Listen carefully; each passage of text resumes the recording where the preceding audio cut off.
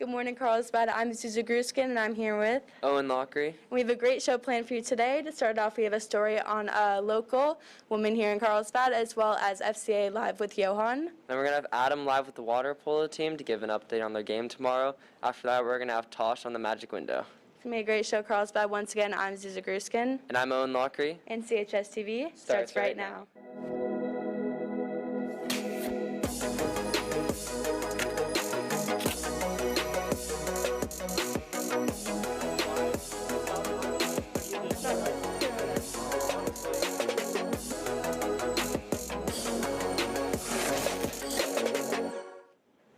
Welcome back, Carlsbad. To start off the show, we have a story on a Carlsbad local who has a bird sanctuary. Abraham brings us this piece.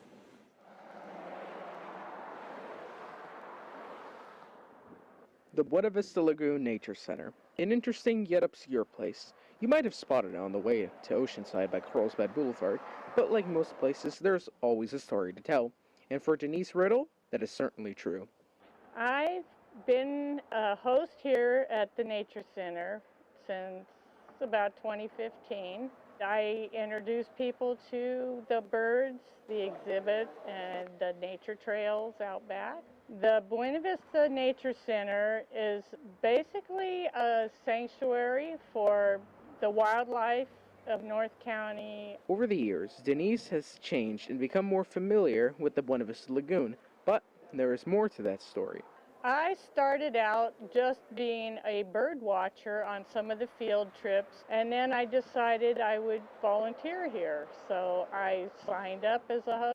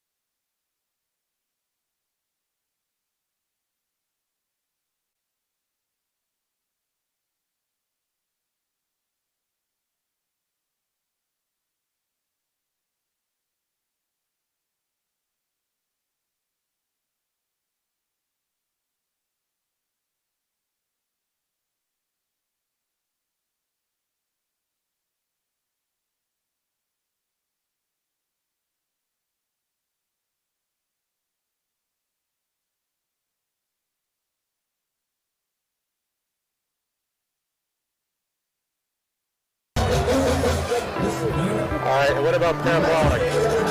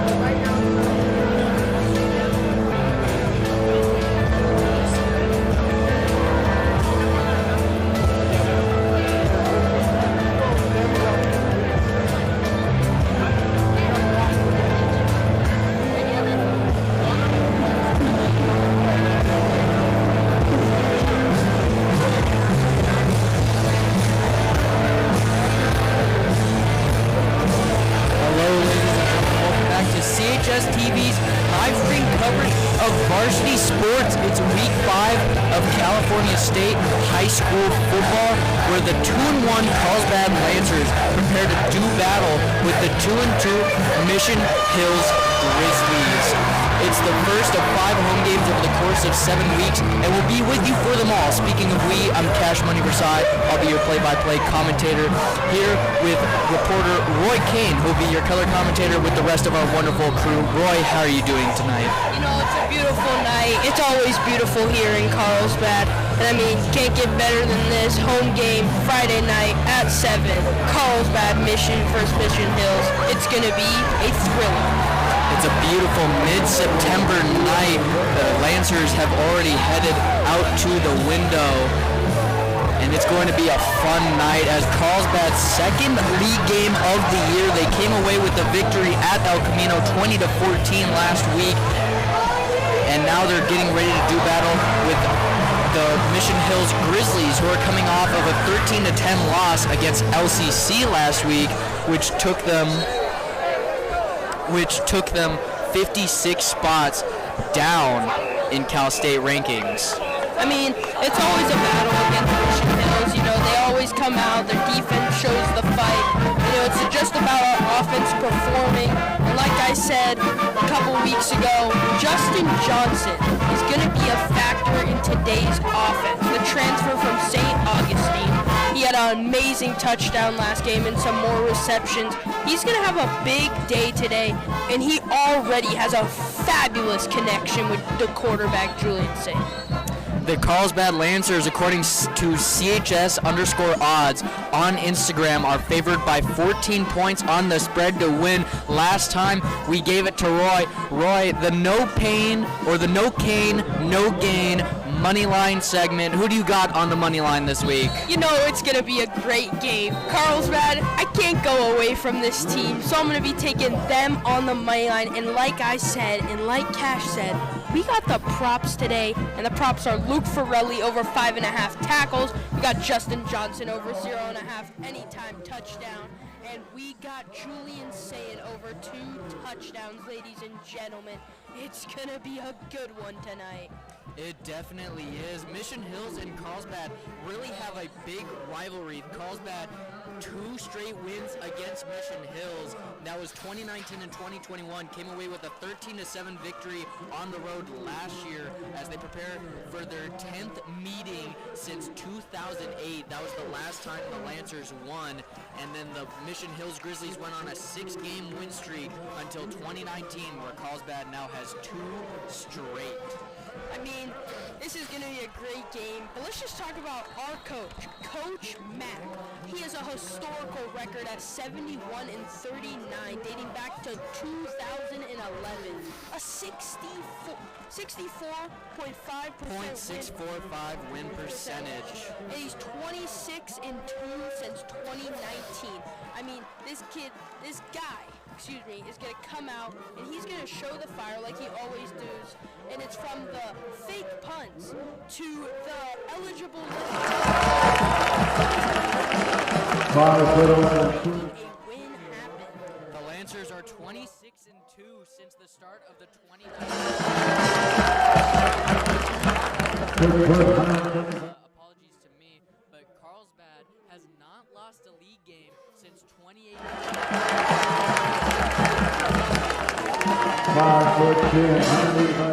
They won CIF, so it was definitely a difficult one for them.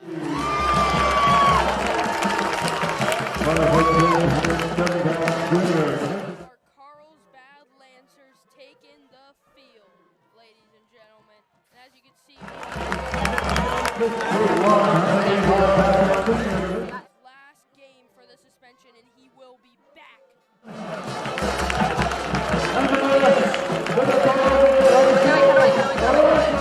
Rivals.com or to 20.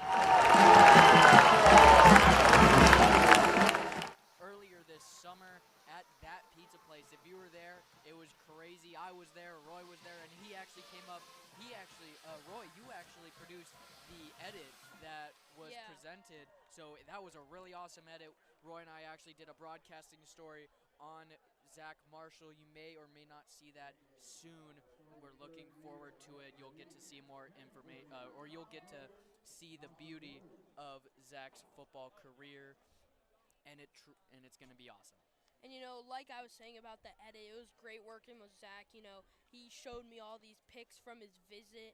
And, I mean, Michigan, they do it right when it comes to a visit. Cash?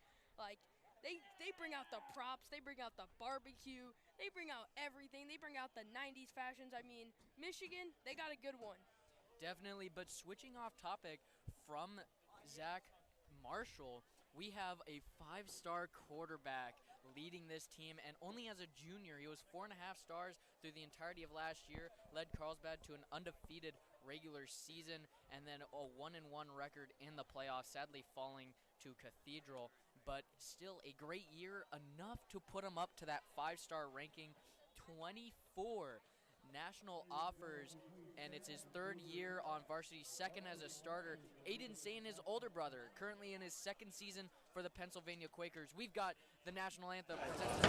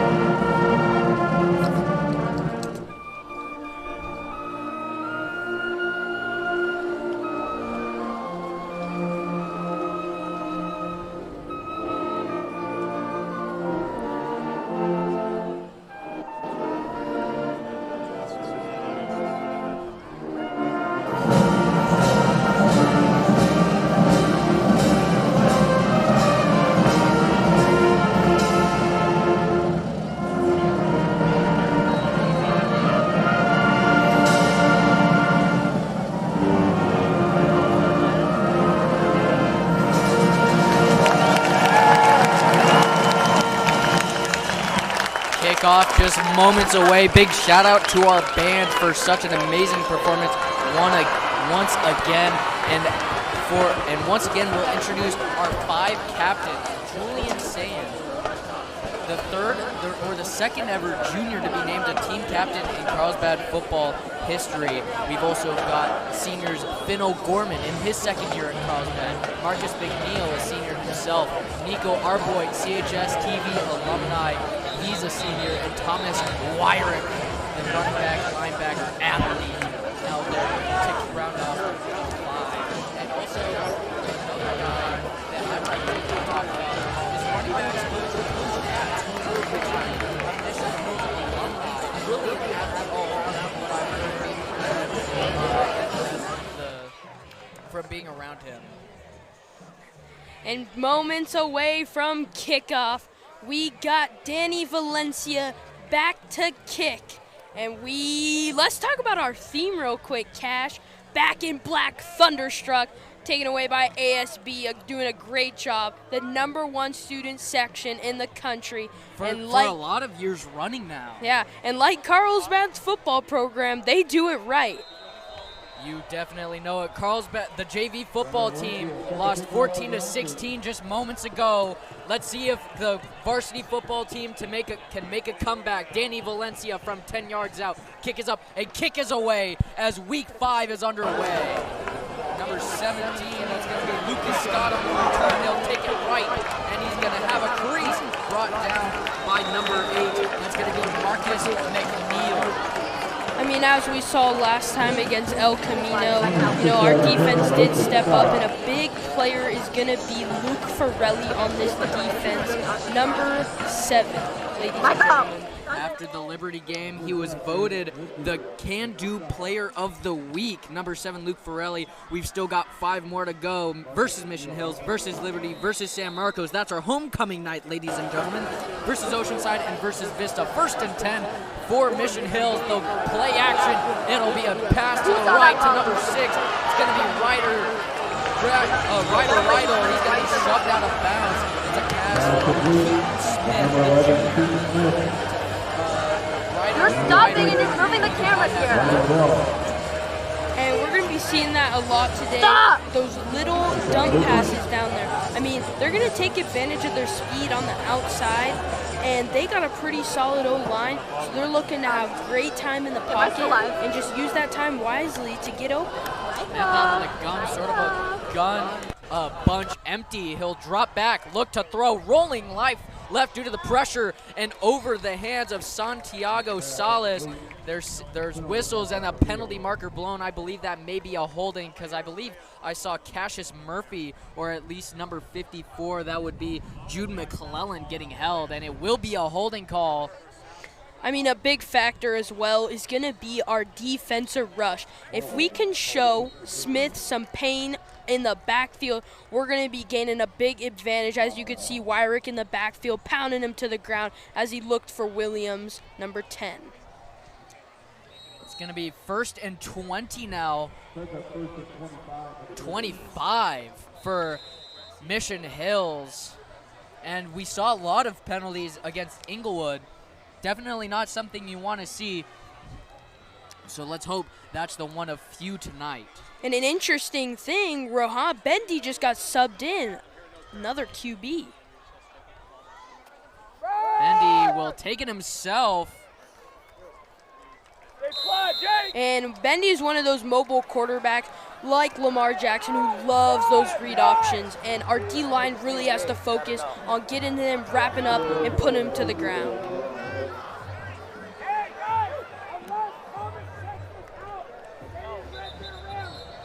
And now it is around 2nd and 20, 2nd and 19 for the Grizzlies. Bendy is still in for the Grizzlies. Rohan Betty, the quarterback, the senior quarterback. And it looks still like to be out there, and it looks to be Lancer's timeout maybe. Or no, it looks like a ref timeout. A little bit of confusion on the field. Including us in the booth. Also, while we have this period, I would like to apologize for me and Roy's performance on Inglewood, on the Inglewood live stream. It was a very good live stream. We were very proud of our first work together, but sadly there are some things that we needed fixed. We'll make sure to get that for you because CHS TV is what it's all about. Betty out of the gun. He'll give it to the running back, number 3. And that's going to be Santiago Salas, brought down by Marcus McNeil again. And it'll be about 3rd down and 19. Wonder what the Grizzlies are going to do here. Not the drive they wanted to come out to. And like the Inglewood game, there was so many penalties. So many. And we do not, and I don't think any team or any spectator wants to see a game like that. I mean, it's not even fun to watch at that point, but let's hope our teams keep it under control and have a good one. Smith back out of the gun. He'll drop back, stepping up in the pressure, and he'll be brought down by Jacob Sisson on the sack. It's 4th down and 20. And as you can see, Jacob Sisson is fired up with that, sending it to around 4th and 20, and the punting unit is coming out for the Grizzlies right now with number 14, Jonathan Reyes, in the back to kick it. Camden Keller deep to return. More whistles are heard. And there's no disruption.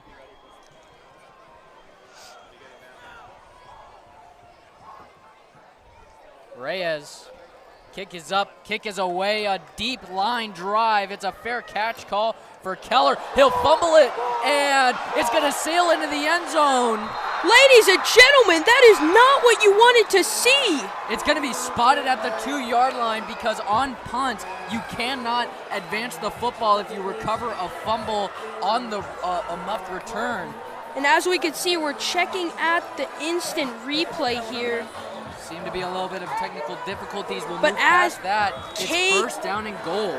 Gabe Faulkner with the recovery to scoop it up, but it is not a touchdown. It is spotted on the 2-yard line, but that is not a start you want to see. Camden Keller with the fair catch, but the muffed punt kicked away by Reyes.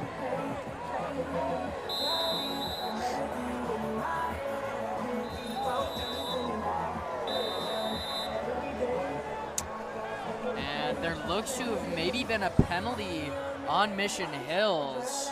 The refs are going to discuss this right now. There's a lot of controversy with the referees in the JV game. A lot of mixed calls. And it looks like the water is coming out for the Lancers and the Grizzlies, and they're going to be taking a little break here. And the refs are looking to have a great game officiating, and we're looking to have a great game calling this beautiful night in Carlsbad, California.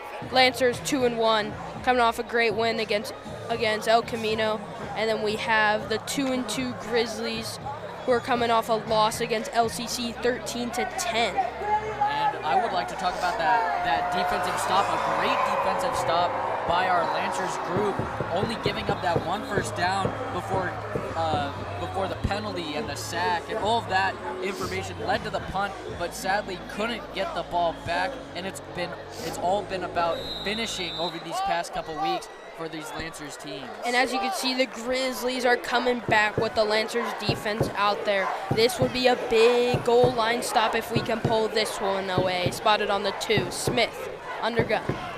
Under center, he'll give it to the fullback, up the gut, and he may have gotten in there, waiting for the signal from the referee. And it looks like he's spotted short on the 1. 2nd and 1 for the Grizzlies. We couldn't quite see who got it. I believe I saw number 3, Santiago Salas, on the run. Make sure to get that for you next time. Another run here. It looks like that might have been Jadron Newman coming in.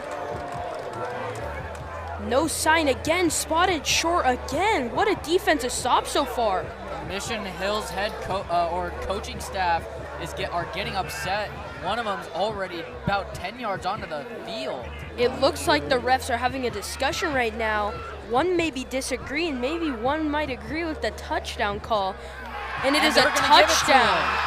And that's a touchdown for Mission Hills, and they have an early 6-0 lead off of the muffed punt return by Camden Keller, and they'll send out their PAT unit.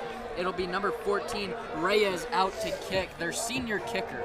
And it looked like that was just a good fullback dive, fundamental, with Newman pounding it in there behind their big right guard, number 54, Jaden Bergerser.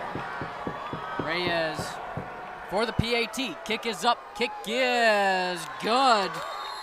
Right up the This will be a brace. 7-0 score with 8.5 minutes to go here in the first quarter. Carlsbad went down 7-0 against Inglewood at home. And it looks like Reyes is going to stay back out there to kick it away. And let's just hope our offense and our special teams can get it under control and put a drive together to match up the points. Camden Keller and Nico Arboy deep to return. The kickoff from Reyes. This view of the loud crowd, it's like you said, it's been voted top of the nation for a while. And another thing to add, ASB, we have our Thunderstruck back in black shirts, which you could have got in the ASB store selling. We did sell out at registration, but you know, a lot of people bought those, so we needed to come back, put some in stock, and they sold out, I think, in around 2 days. Reyes with the 8-yard windup. Kick is up and away. It's a line drive. Arboy will take this one from the goal line. Up the gut, he's got an entourage. He's found a hole, but not much of it as number 18, Gabe Faulkner will get in there to seal it. Yeah, and I saw in that play was just a bunch of red caps flying to the ball. But Nico, good catch there, got some yards, and it looks like it's going to be spotted on around the 23. 8 minutes 50 to go, score 7-0 if you've just tuned in. And it's 1st and 10 for the Lancers on their first drive of the night. And we got 5-star Julian Sain, who recently has come up some big visits around Georgia, Alabama, and LSU. Sain out of the gun, a Dubs look on the right hash. He'll motion Arboit. It'll be a give to Arboit. Wes whistles blow, but the play isn't called dead. It'll be about a 4 or 5 yard carry and a 2nd down. And as you could see, the transfer I was talking about, Justin Johnson with the green cleats and green gloves, number 4. Very interesting. They continued to play it. I heard whistles. I did too, Cash. Very confusion. It may be fan interference. I hate to bring that up, but it's definitely a possibility. Now out of the ace formation, the ace pistol, Sayin with Walsh behind him. It'll be a play action to Walsh. He'll look for Justin Johnson, and he'll take it out to the 35 for a 1st down for the Lancers. And like I said, that kid, he'll take advantage of any DB slacking. He'll unhinge the trailer, and he'll turn on them burners, and he'll be going. 1st and 10 for the Lancers. If we take a look at their statistics this year, Mission Hills is on a 2-game losing streak. Last win was August 26, 2022. that one will be a pass to Nico Arboit and almost a 1st down. You know, He'll be stopped just shy. Maybe he did pick it up. as well as Justin Johnson, Nico Arboit has been putting in the work. Shout out Activate for making this kid a stud and just being out there and producing plays like this. Like I said, he will take advantage of the defense, and I'm looking to see maybe a touchdown from him tonight, but definitely 5 or 6 receptions. A lot of smart players on this roster, definitely able to read the defense. Griffin Rosenblum out there for the first time out of a wide stack set. Heavy right under center. Sain will give it on the power run to Walsh. And he's got the 1st down, brought down inside the 40 by number 4, Rohan Betty. Mason Walsh just pounds the rock. He saw the hole and he took it with a nice 15-yard gain. That kid is a stump to be reckoned with, ladies and gentlemen. I do believe it was Blake Dell on the tackle, not Rohan Betty. He's strictly labeled a quarterback on the roster sheet we have. And out of a trips right look, Walsh to the right of Sayin. And Sayin will drop back, rolling out right, looking for the levels play. He'll get hit from behind, and he'll sail out of bounds on the incomplete pass. And it looks like it's number 88, John Class, the 6'2" tight end / D tackle, ladies and gentlemen. He's coming back, and he looks like he's going to be making some hits on Sayin tonight. 2nd down and 10 for the Lancers. 7.5 minutes to go. They need to gain momentum after that muffed punt return. But I love this drive so far. We're pounding the rock, we're throwing the rock, and we're making plays happen. We look very comfortable out there. The O-line looks very good. And I'm looking to see a big play here from maybe Griffin Rosenblum, who is coming off a huge win, or a huge game, against Inglewood with 2 touchdowns and 8 receptions. 2nd down now for the Lancers. Under center, out of the tray look. Sayin will toss it to Forelli to the right. He'll cut it up the middle, and he'll gain a fair enough amount of yards. There's a penalty marker on the field. Tackled by number 82, Henry Davis III. And it looks like there was a hold on, if I am not mistaken, Dylan Meisner, number 64. You could see him definitely grab his jersey and tug him out, and the refs immediately knew what to call there. If I am correct, Dylan Meisner out for the night with a back injury from what I heard. And in his place is sophomore Andrew Big Tex Langer, to fit into that tackle position.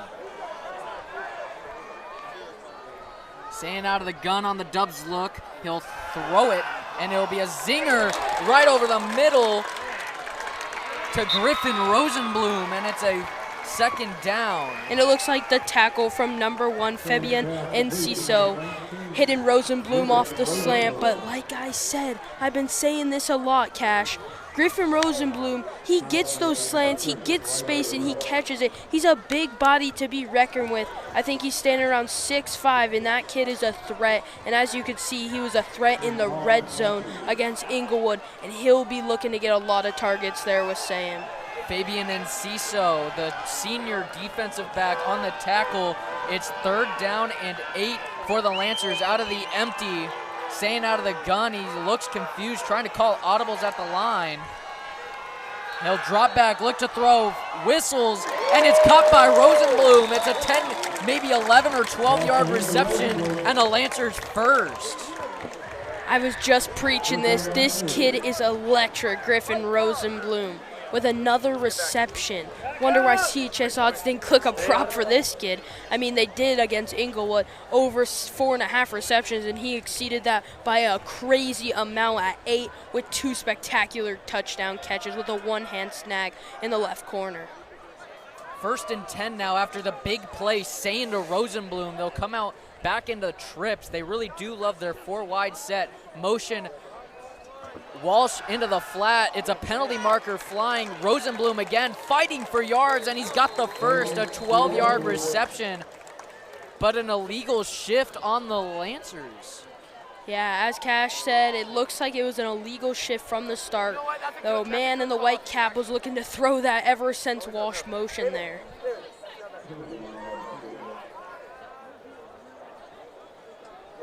Ryder Riddle on the tackle, the junior wide receiver and running back.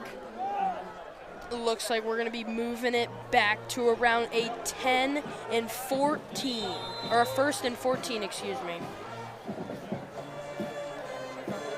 Rosenblum will come out of the game. It'll be 1st and 15 out of a wide look, maybe an I formation.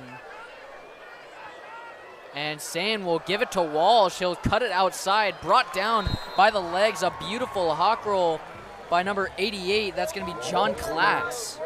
Yeah, John Klass always gets to the backfield. You know, I was watching some of his film against LCC. He gets in there, he hits a rip, he hits a swipe, and he plugs the gaps. And like he did there, he's going to be getting into the backfield and making some plays for the Grizzlies tonight. 2nd down and 15 after the no-gain run with Mason Walsh. Out of the Dubs look, Sayin drop back, look to throw. He's gonna sling it to, I want to say, Justin Johnson. It is. It'll be about a 9 or 10 yard reception. Here we have the replay, a quick slant. I mean, that was a great throw and a great catch with the coverage from Ryder Riddle. And that is a narrow gap, and that is what distinguish quarterbacks from a 5-star to a 4-star and even to a 3-star. Hurry up offense, a very unorthodox look, only implemented this week in practice. Sayin it's a false start. And it looks like Sayin is frustrated out there as he almost slams the ball. I mean, like I said, he is sick and tired of these penalties, and he had enough with it against Inglewood. And let's hope it doesn't come down to one of those games again. That's a false start on tight end Jacob Sisson, it looks to be. And it'll be a 3rd down and 10 instead of a 3rd down and 5. It looks like Rosenblum and Wyrick are subbing into the game as Sayin gets the play call, coming back into the huddle with around a 3rd and 11 for the Lancers. We have Thomas Wyrick listed as a running back and linebacker, but really we've seen him everywhere. We've seen him placed in empty wide receiver. We've probably seen him placed in defensive end, a lot like how Anthony Forelli was placed last year. And who's filling into that number? It's Mason Walsh, now with the number 22, Sayin, breaking a sack, rolling out right, looking for a man. He's got Walsh and just barely overthrown number 2, Andy Devine, in coverage. I mean, what a breakaway, though, from Sayin. He almost got that to Walsh while scrambling, but it could not be done. But what an effort by Julian to get out of that situation, step up in the pocket, and almost make a play there. I mean, like I said, there's a diverse range of QBs from a 5-star to a 4-star, and Julian Sayin has been ranked at 5-star because of these type of plays, because of these type of movements. He's a 5-star for a reason. I almost thought they put Wes Johnson in. They'll stick with the wide set with Julian at quarterback. And Sayin, drop back, look to throw. He's got double protection from both backs. He's gonna sling it to our boy, and it's intercepted. It's jumped and intercepted by number 1, Fabian Enciso. And I mean, I think Julian saw Nico, our boy, coming back from the hitch, but he did not. And we could check out this replay here from the user lurk by Fabian Enciso. I see you've been playing Madden a little bit recently, Roy. I have been. The new Madden 23 came out. You know, Tyreek Hill and those Dolphins are my favorite team to watch and to play with. I mean, Tyreek Hill, Raheem Mostert, Tua Tagovailoa, it's a fast team out there. And let's just take a look at this sunset cache. I mean, football, Friday Night Lights doesn't get much better than this in California. Definitely beautiful, partly cloudy skies. If I had to make a drawing of my hometown, this is probably what it looked like. Bob McAllister Field at Swede Crickmar Stadium under the lights with a beautiful orange tint with some clouds. A beautiful stadium to play in, a beautiful place to play in. Out of the spread formation, it'll be a give up the gut to number 3, Salas, out to the outside, being chased by number 20, Damian Ivey, tracking him down. And as we can see, the instant replay here, it looks like Jude McClellan may have been held or blocked in the back. He was looking for a penalty, but a great play by Damon Ivey. He's been called the headhunter for a reason. And as we can see, Sendigo Salas, excuse me if I pronounce that wrong, but he will get out of there and he will turn on the burner, so we got to make sure we are protecting and getting him inside there. Out of the eye, under center. It'll be a give up the gut to number 25. It's a run with Curtis Johnson, and he'll be brought down by a multitude of Lancers. I saw Thomas McCormick in there, and he's also on the prop bets. And the Grizzlies are looking to have those run plays go outside today. They look a little confident without running these DBs. As you could see with Curtis Johnson there and Santiago Salas getting to outside. I mean, we really have to be on our A game here, making tackles and wrapping up, because this is a solid drive by the Grizzlies so far. Out of the trips pistol look. It's going to be Keaton Smith. It'll be a give up the gut. Salas will be ripped down. That's Sisson, Jacob Sisson, with the tackle for loss. And it'll be about a 3rd down and 10, 3rd and 9 for Mission Hills. Jacob Sisson is listed at 6'2", 215 pounds. And this kid has already showed tonight that he's going to be getting in the backfield and making plays happen. Luke Frelly and him are going to be looking to have an ultimate duo for this one on the defensive side. Jude McClellan on the D-line. He'll get subbed out. It looks like they'll be running a nickel look with a 3-down lineman, 3 linebackers, 5 DBs. Nicknamed the nickel because the nickel is 5 cents. You got 5 DBs on the field. It's a passing defense. He'll look to throw, rolling out right. Contains are broken, and he'll take it just short. Shoved out of bounds by Thomas Wyrick. And it looks like it's going to be a 4th down here. As you can see on the instant replay, we can see Smith taking it up with the force outside by Damon Ivey. And it looked like offensive tackle Sawyer Knox may have held Jacob Sisson a little bit, but no penalty markers fly. It'll remain 4th down and 2, and they'll send Reyes out back to punt. As Cash said, it looks like Reyes is back there, and that kid has a leg. You could see it soaring through the sky under the lights here. Reyes Perfect snap, perfect hold, line drive to the right, and Camden Keller's going to call it dead. It's going to roll into the end zone, maybe. And what an effort by the Grizzlies special teams. I mean, they're already having a great day, and it's not even the end of the first quarter. The hustle and the heart this defense is showing and the special teams is really keeping them in this game. I mean, that was an electric save. Like, that's a play that NFL players make, and not even all the time. And it looked like a little left snap and didn't have the best contact there on the kick, but it had the roll, and they executed. They sadly did not execute enough, as it will be a touchback and carry out to the 20-yard line. Excuse and the me Lancers there. will start their second half. I totally thought I saw the ref in the white cap whistle it down at the 1, and it looked like from here it was like that. But I guess it was a touchback, so a benefit for the Lancers and a save from the Grizzlies that almost took a bad turn. Luke Forelli will head back out there, out in the spread formation. Luke Forelli, another athlete that could be put anywhere. The motion, Justin Johnson, he'll take it himself, and he'll take it for about 5 yards on the jet sweep, and it'll be a second down with just under 2 minutes to go. Our score 7-0 in favor of Mission Hills. And let's bring it back to CHS odds. We're favored -14 on the spread, and against El Camino we're -6 or 7.5. Excuse me there, but we were so close, winning by only 6 points to the El Camino Wildcats, and we have not been the best on the spread, but the prompts have been hitting. And let's see if Carlsbad could come out and get some momentum going into the second quarter. The freshman football team played at Mission Hills last week. Roy started at center. We'll get some more information in just a bit. It's a gut run with Mason Walsh stuffed for about 1 yard, and it'll be third down and medium. Yeah, so bring back to the Mission Hills versus Carlsbad freshman game. Freshman team's first away game. We took the bus. We were getting excited for this one, and we are currently 4-0 after the victory against Mission Hills. We came out, we executed, we made plays to win the game 38-0, but we have a tough game, a triple header with the freshman JV and varsity next Friday against Liberty.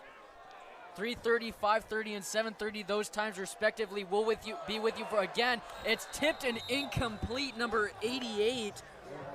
John Class with the deflection, and it'll be 4th and 5. They'll send out Danny Valencia. And we're going to check out the instant replay here with John Class getting that lengthy arm up there, deflecting the target from Justin Johnson.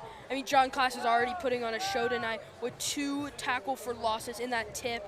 He gets out to the backside, and we have Danny Valencia taking the snap outside. A line drive, a high kick, and he'll get absolutely rocked by McCormick. He may have called for the fair catch. I didn't see it in time. And we're going to check out an instant replay there. I do not think I saw a fair catch. Maybe we did, but Thomas McCormick lit him up. Holy cow. Thomas McCormick just put in the pound in the football there. And the refs look like they threw that flag immediately, but looking at the instant replay, I didn't see no fair catch. I didn't see a fair signal catch called either. It's possible it could have been called earlier, and one of the referees did see it. I mean, Thomas McCormick just laying the hit stick.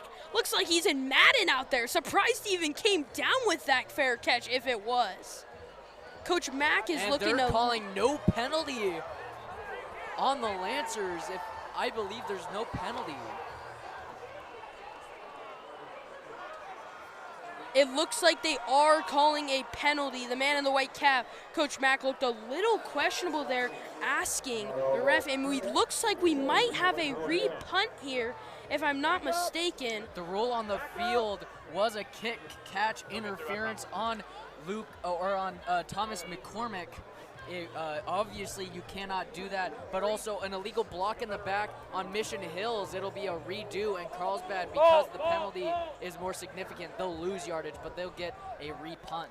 I mean, that definitely is a benefit, because if there wasn't a block in the back there, that could have definitely been hefty for the Carlsbad defense coming out there, giving Mission Hills a good position. But it looks like they might not even be moving back. Maybe the penalties did cancel out fully. only. They are offsetting penalties, so nothing should happen except a redo. A high snap, Valencia, kick is away.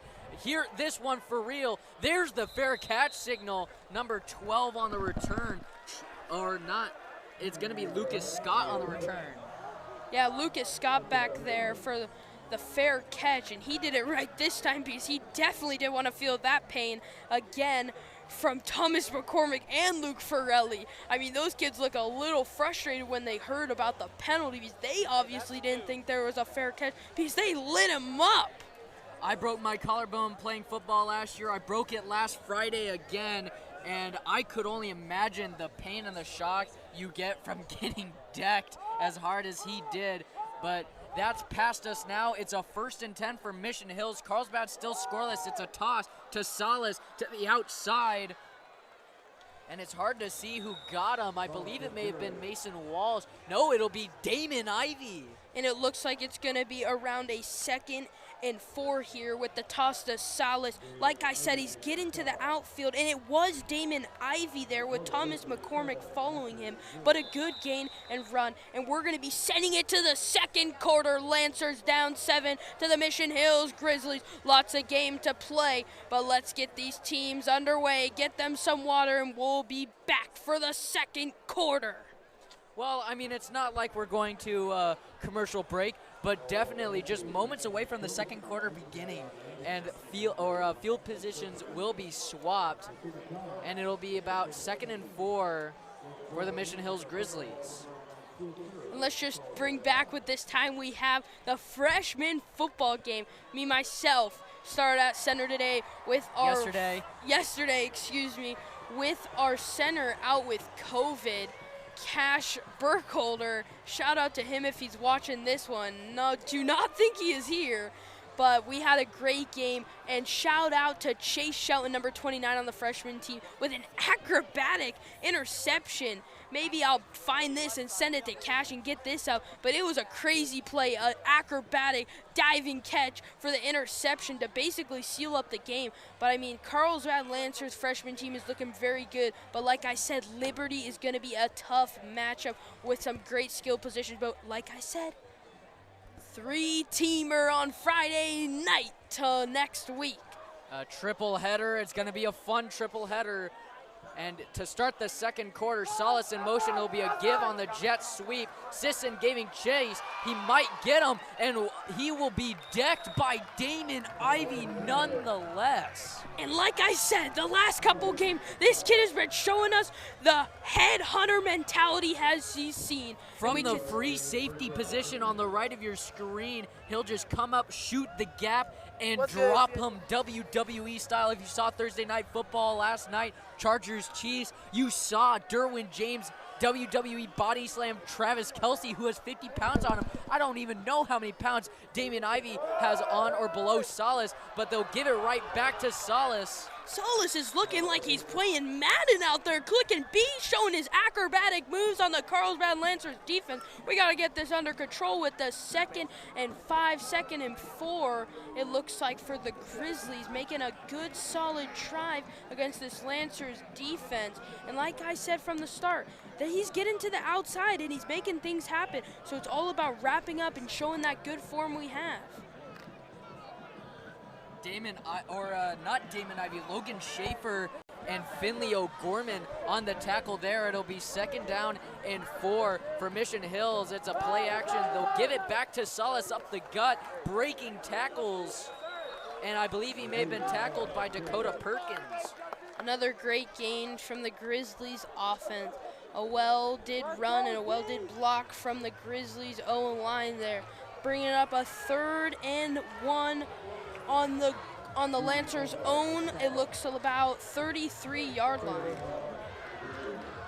And this is what we could see to be a big impact on the game tonight. 3rd downs of all regions. The Chargers did not do great last night. Neither did the Chiefs. Defense was dominant in that game. It's a QB sneak up the gut. They may have gotten it.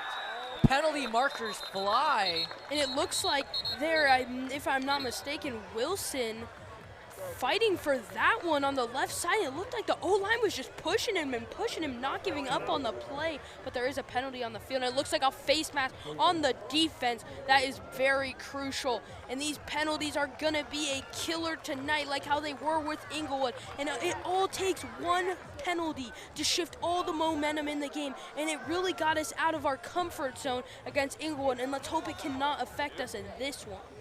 And it looks like it'll only be a 5-yard face mask penalty. Normally, you'd see 15 yards. And as a matter of fact, in the NFL a while ago, referees would decide if it would be a 5 or 15-yard penalty, depending on the type of face mask penalty. I guess that rule is still in effect here in the CAF. And let's just talk about Thursday night football. And I mean, the Chiefs coming off a huge win against the Cardinals, and the Chargers coming off a thriller against the Raiders, beating them, I think, around 24-21. And everyone has to be playing fantasy football right now. And a little waiver pickup that we were talking about, Nico Arboy on the Magic Window this morning. Gerald Everett, who played with the Chargers and on the Chargers last night, had around 10 targets. So if anyone's looking to pick him up on fantasy, do that, because he could be a big role player going into this year with Justin Herbert. And you could see, Cash, the ribs were a little tense, but Herbert was fighting through. But it did make an impact as he threw that interception on the 1-yard line, which was taken back for 6 from the defense. And that really shifted the momentum in the game, because they started 10-0 going into the second quarter, but it all kind of fell apart with the body slam and the interception. And it was really chaotic, but a great Thursday night football game. As a Chargers fan, it was heartbreaking. But like the loud crowd, I'm living on a prayer right now. Shout out Bon Jovi out of the I formation. It's a give up the gut to Salas, and it's a first down carry by Salas, and it'll be second down. And it looks like spotted only about a 1-yard gain there. It's going to be a 2nd and 9 on the Lancers' own 25, it looks like. I mean, this could be a big stop here for the defense. We need to make something happen here, and we did not start with the ball, so that will be a factor going into the second half. Keaton Smith out of the gun. He'll give it to the running back. Looks like Salas again trying to evade tacklers. It's a tackle for loss for the Lancers. Hard to see. A helmet came flying off, and I'm going to say it was Jude McClellan on the tackle. We're gonna look and we can check out closer. The replay there. Actually, Couldn't really it was see number anything there. 50. That's gonna be Finn O'Gorman, the senior captain, on the tackle, wrapping him around the legs, bringing him down. I'm sure Jude McClellan got to him as well as Cassius Murphy. We got 4 Cashes in the football program: Cash, Cassius, and Bash.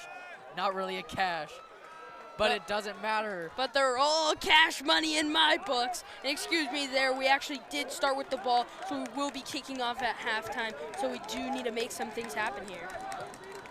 Out of the gun, Smith will fire it.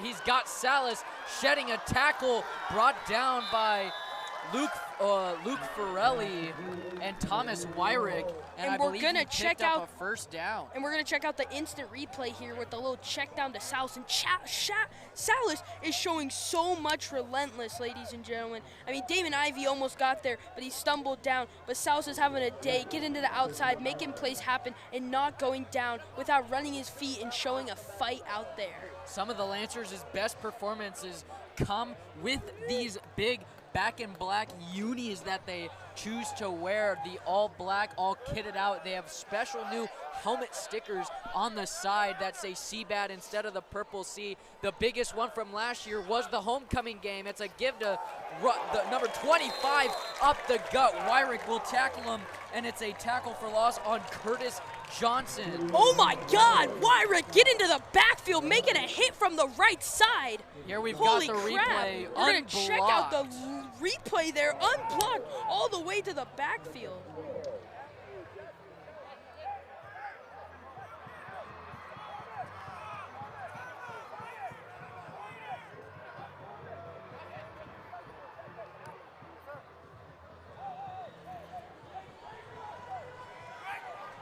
Second down and 12 after the tackle for loss from Thomas McCormick. And they'll come back out of the wide set. Play action. He'll take it himself. It's number 4, Rohan Betty, right up the gut. He'll be brought down by a multitude of Lancers. The first one off is Jacob Sisson, and that'll be a 3rd and 9. And it looks like Rohan Betty is coming in for those read options.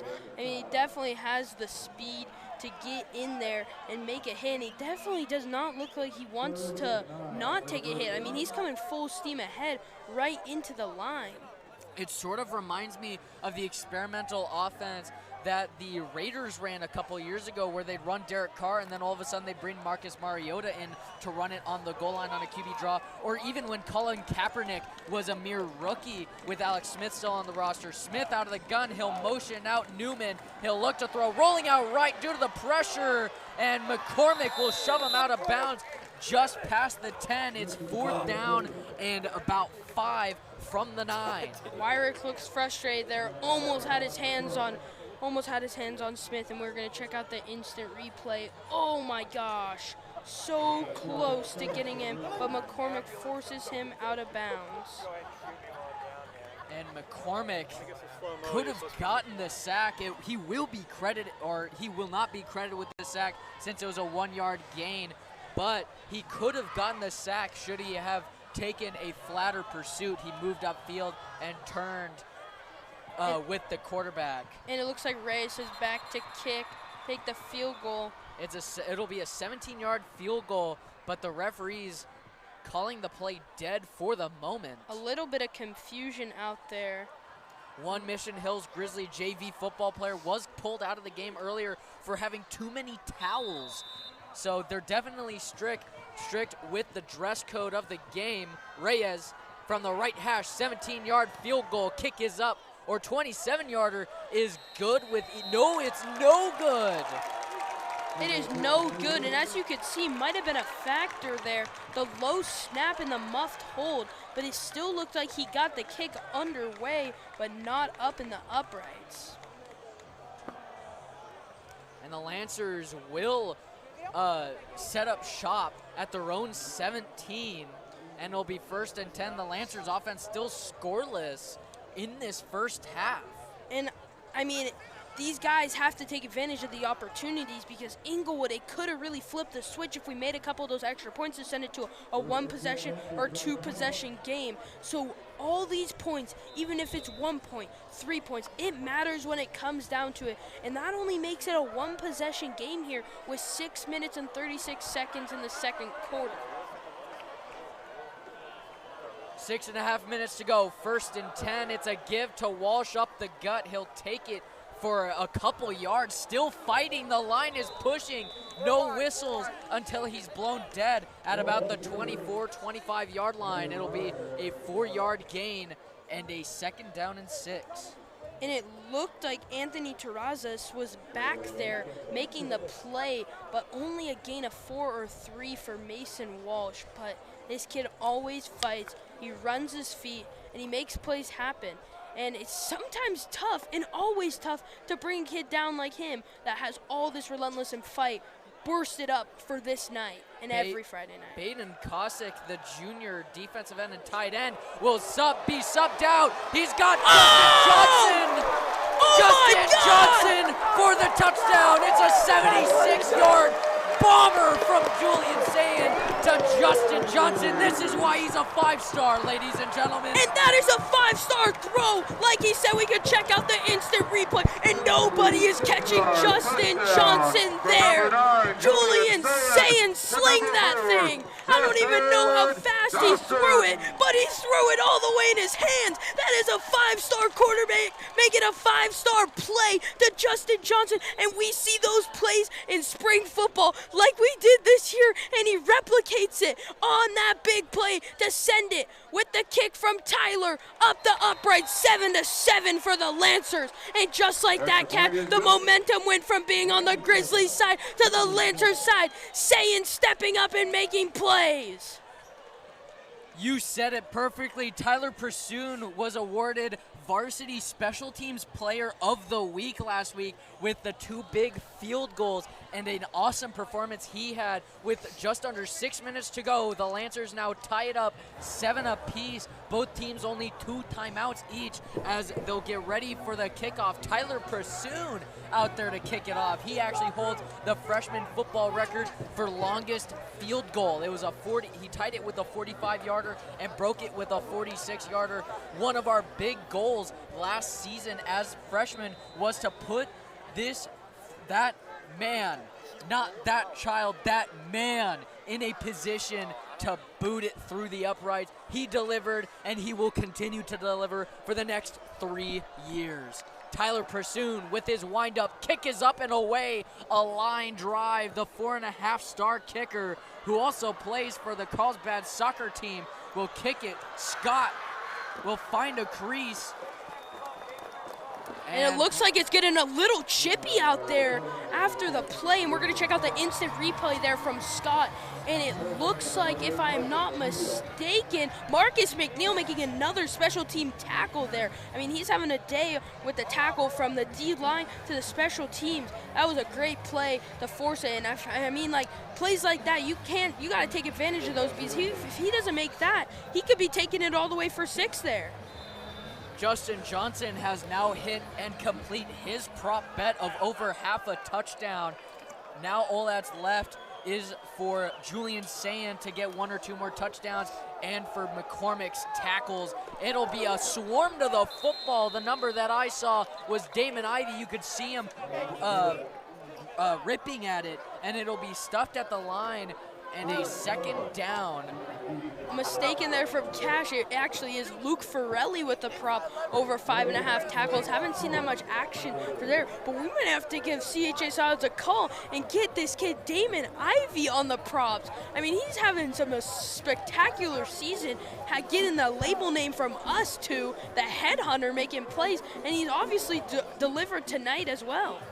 After the Inglewood game, in the walkthrough practice before the El Camino game, I went up to him and went, "Damon, your new nickname is the Headhunter," and he seemed pretty happy about it. A play action fooled everybody on the boot. It's a big play, a big stiff arm, a big juke, and he will be brought down by Damon Ivey, and it looks like he's down with an injury, grabbing at his knee. It's number 6, Ryder Riddle, with the spectacular play, and down with an injury. He's writhing in pain, grabbing at that knee.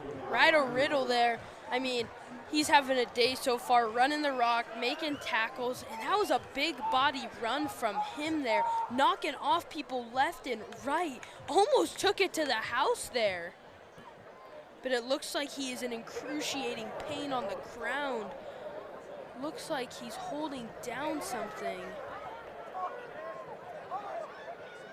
Covering his face, as you could see here if you're tuning in, and it looks like our medical staff is going to come over and get a look as well. Bree with the double PhD, top San Diego sports medical trainer in San Diego. I believe I said San Diego, but I just have to reiterate. And it is number 6, Ryder Riddle. Coach Mack showing his respects, going over to make sure he's okay. He's always preaching playing the best competition they can play. And like Cash said, playing the best competition you could play. I mean, we get the best competition from the Inglewood game despite the loss. We learned some valuable lessons there, and let's see if we could use those lessons against the Grizzlies. Under center out of a tight formation, it's a boot play. He's gonna be hit as he threw a lobber, maybe a penalty, and incomplete. Holy cow. Looking for Scott, it's Logan Schaefer, the junior, in coverage. And we're gonna check out the instant replay here from the sling and the double coverage. Justice Woods and Logan Schaefer. And at a moment, I thought Scott was gonna come down with it. A pretty well-placed ball for the scramble mid-hit, but Logan Schaefer breaks it up with a great play in the end zone. I also thought that Justice Woods may have been called for a pass interference. It didn't look like he came or looked back for it, or at least made a play on the ball, but at second look with the replay, we could see that it was not a PI. With the F7 and the Speed Flex face mash, definitely interesting. Smith will give it to Santiago Salas and brought down in the backfield by Thomas McCormick, and he is hyped. He's still got next year to play, and it'll be a 3rd down and 11 for Mission Hills. I mean, Thomas McCormick is still amped up from that hit on the punt. Penalty or not, that definitely got the blood flowing for him, and he's definitely going to come out in this quarter and in the second half and have a big game, making hits, getting amped, and hyping up this team and being a leader out there. 3rd down and 11, under 4 minutes to go in the first half. They'll come out into a trips pistol look. Whistles blowing. A little confusion. Looks like it's going to be a timeout. Mission Hills. Timeout Mission Hills gives our defense a break and that Grizzly offense a break. And I mean, Cash, talk me through that JV game today. How was it? Sadly, I did not play due to injury, but it was definitely a very hard-fought battle back and forth between both the Lancers and the Grizzlies. Sadly, the JV Lancers did not come away with the victory after a last-minute interception by the Grizzlies. Very heartbreaking. There was a chance for us after we blocked the PAT attempt after their second touchdown. But credit where credit is due. The Grizzlies played spectacular, and both teams played with heart. Sadly, Carlsbad did not come away with the victory. The freshman team came away with the victory. Let's hope that the varsity team can come away with the victory as well. Yeah, I wouldn't mind a 2-1 record for Carlsbad football this week. Out of the gun, empty formation, he'll be sacked. Cassius Murphy keeping the Cash name alive with the sack. And here's the replay. We're gonna check out the instant replay here with Cassius Murphy getting into the backfield and wrapping up Smith, putting the hammer in, and he is running off the sideline, amped up to go congratulate and say what's up to his teammate Zach Marshall. What a play to send it to 4th and long with Reyes back for the punt. You could see him put a move on Seferino Barros, the offensive tackle, and that was enough to get to him. Reyes with the punt from midfield. Kick is up, and that will sail into the end zone. It'll be a touchback, and the Lancers will start their next drive with near full momentum at the 20. And Damon Ivey screaming, coming off the sideline, hyped up with an unbelievable defensive stop. The defense is coming up and making plays and putting the offense in great situations. And personally, I think Reyes should have took a little off that punt, only kicking it from around the 40-yard line, but obviously he did not and sailed that back, maybe for the stats, I don't even know, but that is a touchback for the Grizzlies and for the Lancers. 1st and 10 out of the Dubs formation. It's Sayin out of the gun. Walsh with him to the left. He'll drop back under pressure, hurried. He'll get Walsh on the screen pass. No wonder he was under pressure. He's got an entourage, and he's got a beautiful 1st down inside the Mission Hills Grizzlies 40. And we're going to check out the instant replay screen pass to Mason Walsh there. He turned on the burners, and he unleashed the hinge, and he was out of there with a key block from Finn O'Gorman to send him inside with a great gain for the Carlsbad Lancers. And like I said, all starts from the defense, setting the offense up in great positions with some great drives so far. And starting 0-7 Grizzlies, or Lancers, excuse me, we're back in this game making a drive of our own, 7-7 with 2:36 back in the first half. Sayin out of the gun, empty formation. He's got Rosenblum on the side, fighting for it. He's almost got the 1st down. It's a 9-yard gain on the hitch, and it'll be a 2nd down and 1. Here's from our sideline cam. You can see Rosenblum. Instant replay there with the nice sling out route from Julian Sayin, a perfect placed ball. And I've said this so much, and I preached it, and I don't even know how much I can say it, but Rosenblum, he is a big man to bring down, as we could see number 24, Jalen Vesey, struggling to take him down, and he himself is 6'2". 2nd and 1, out of the gun, trips formation to the right. He'll look to throw, stepping up in the pressure. He'll take it himself, and he'll dive for a 6-yard carry. Julian Sayin. And from the observation there, it looked like the ref might have got in the way. Sayan looked pretty comfortable scrambling there, but it looked like he had to get down because he did not want to get a hit on him with the ref on his right side. Just over 2 minutes to go in the first half. Wyrick out there at wide receiver, excuse me.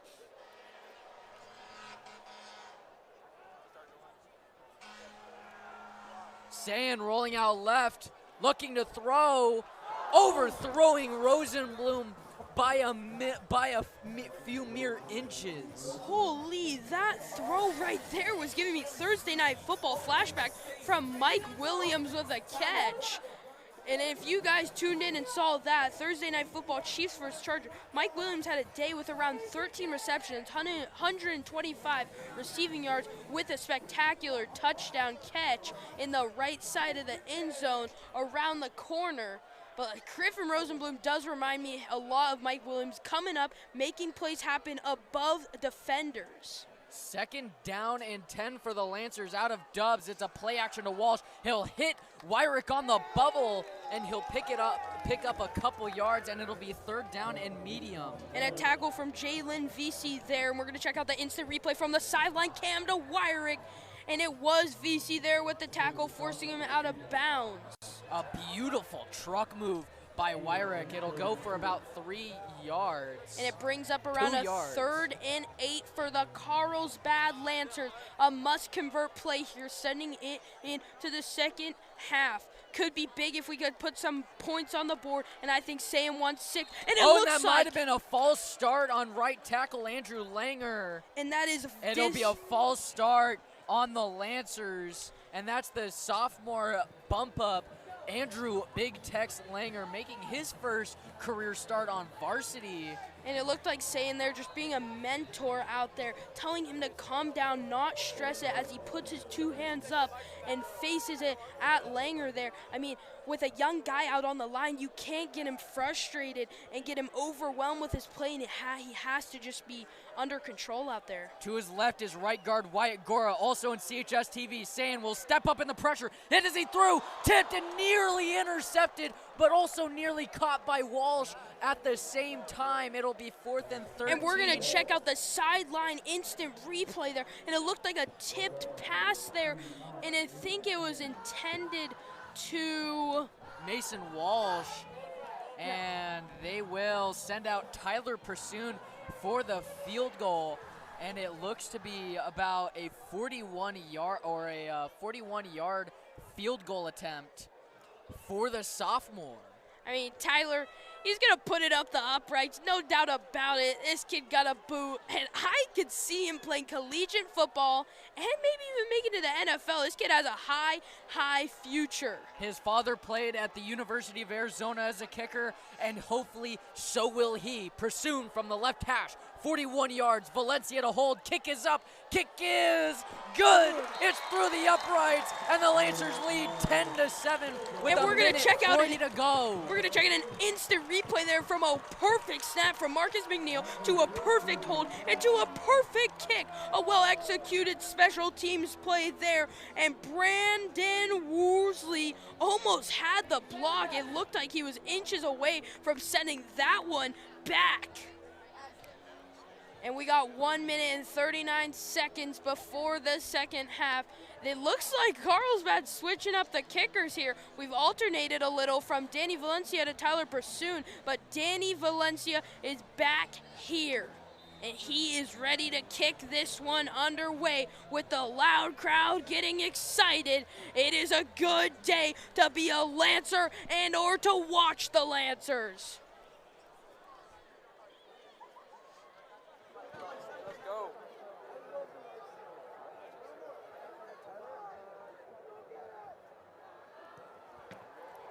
Kick is up and away from Valencia. Sail into the end zone. It'll be a touchback. I'm currently on my Chromebook trying to find records for field goals, trying to find the NFL or the CHS or the California record for longest field goal. I mean, Danny puts it back there with another touchback, and he always tells me at school, he is an ASB as well, and ASB student as well. He always tells me to put a little, maybe send in a little CHS odds prop for over 1.5 touchbacks, and we might have to get that one because he looks like he's booting the rock pretty well with some great contact to send it back to Scott there for the touchback. I can't quite find anything. I'll make sure to keep researching during halftime. With 1:40 to go, the Lancers lead 10-7 at home with Smith under center. Out of the ace look, it'll be a give to the running back. Likely Solace, he'll keep powering through, and I believe that's Wyrick on the tackle. No, that'll be number 29, Harry Koenig on the tackle. The clock will keep running. It's a 6-yard carry for Solace and a 2nd down and 4.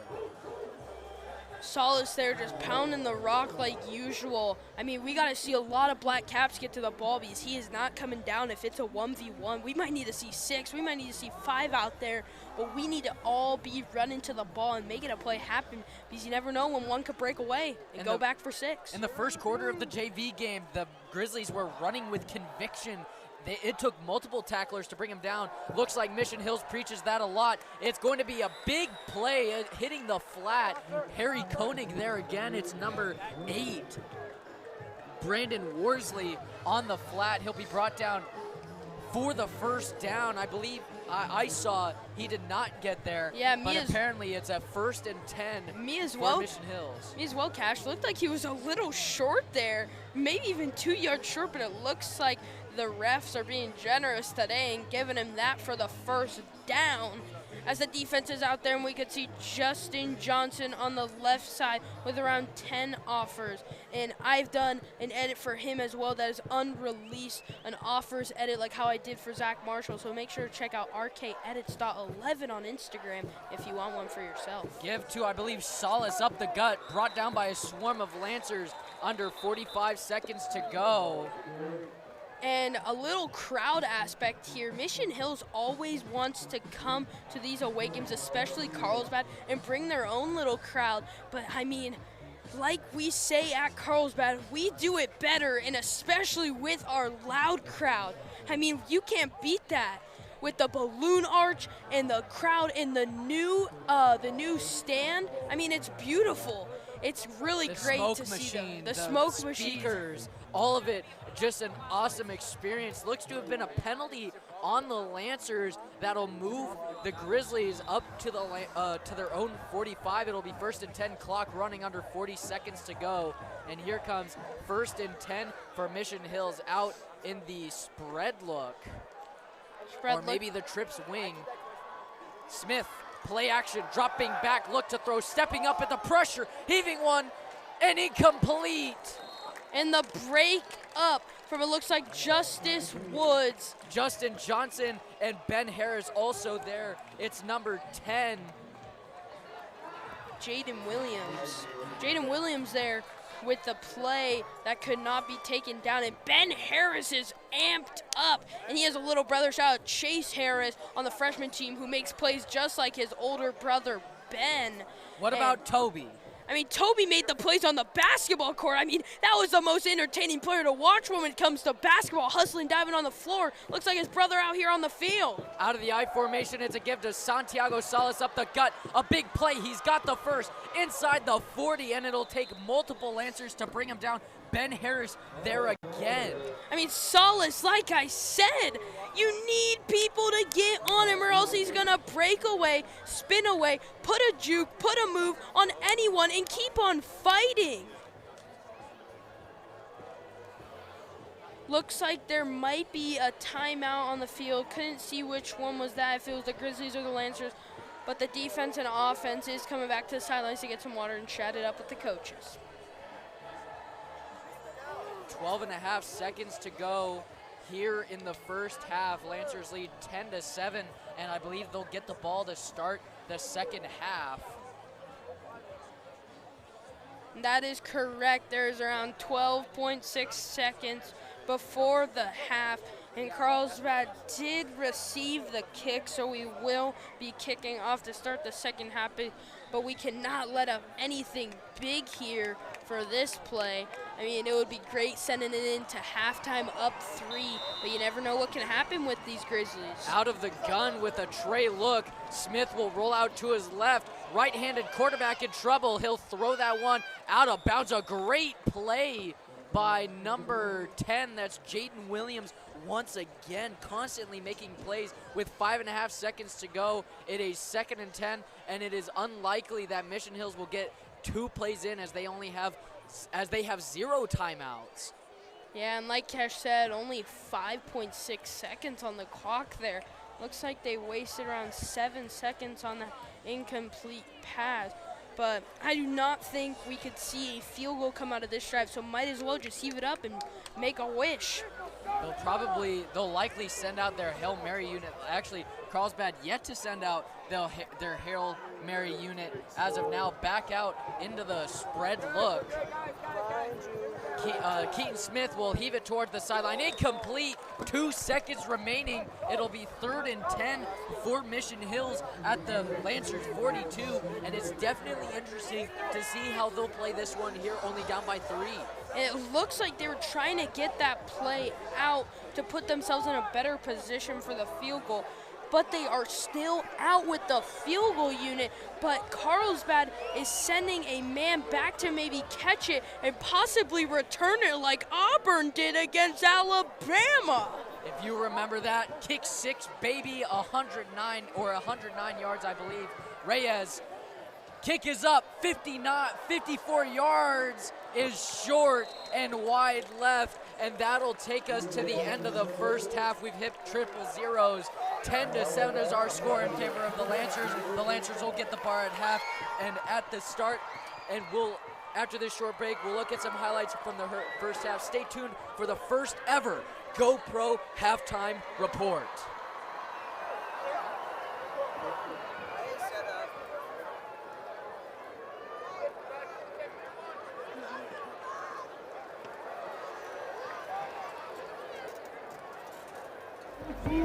It's zero time.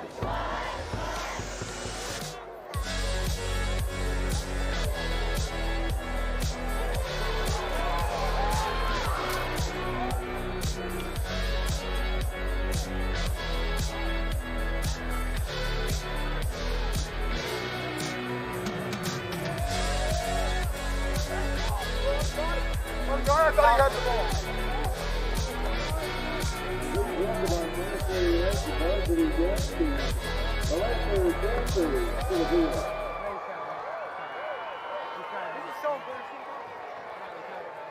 Try your best.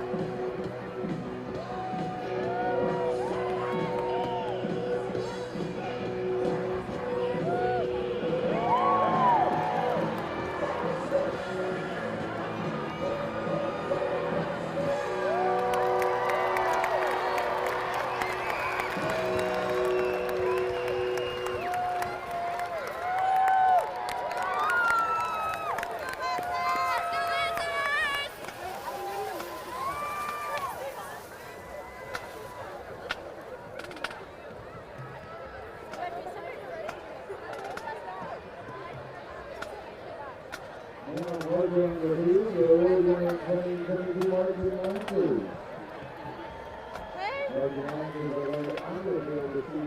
can always move back.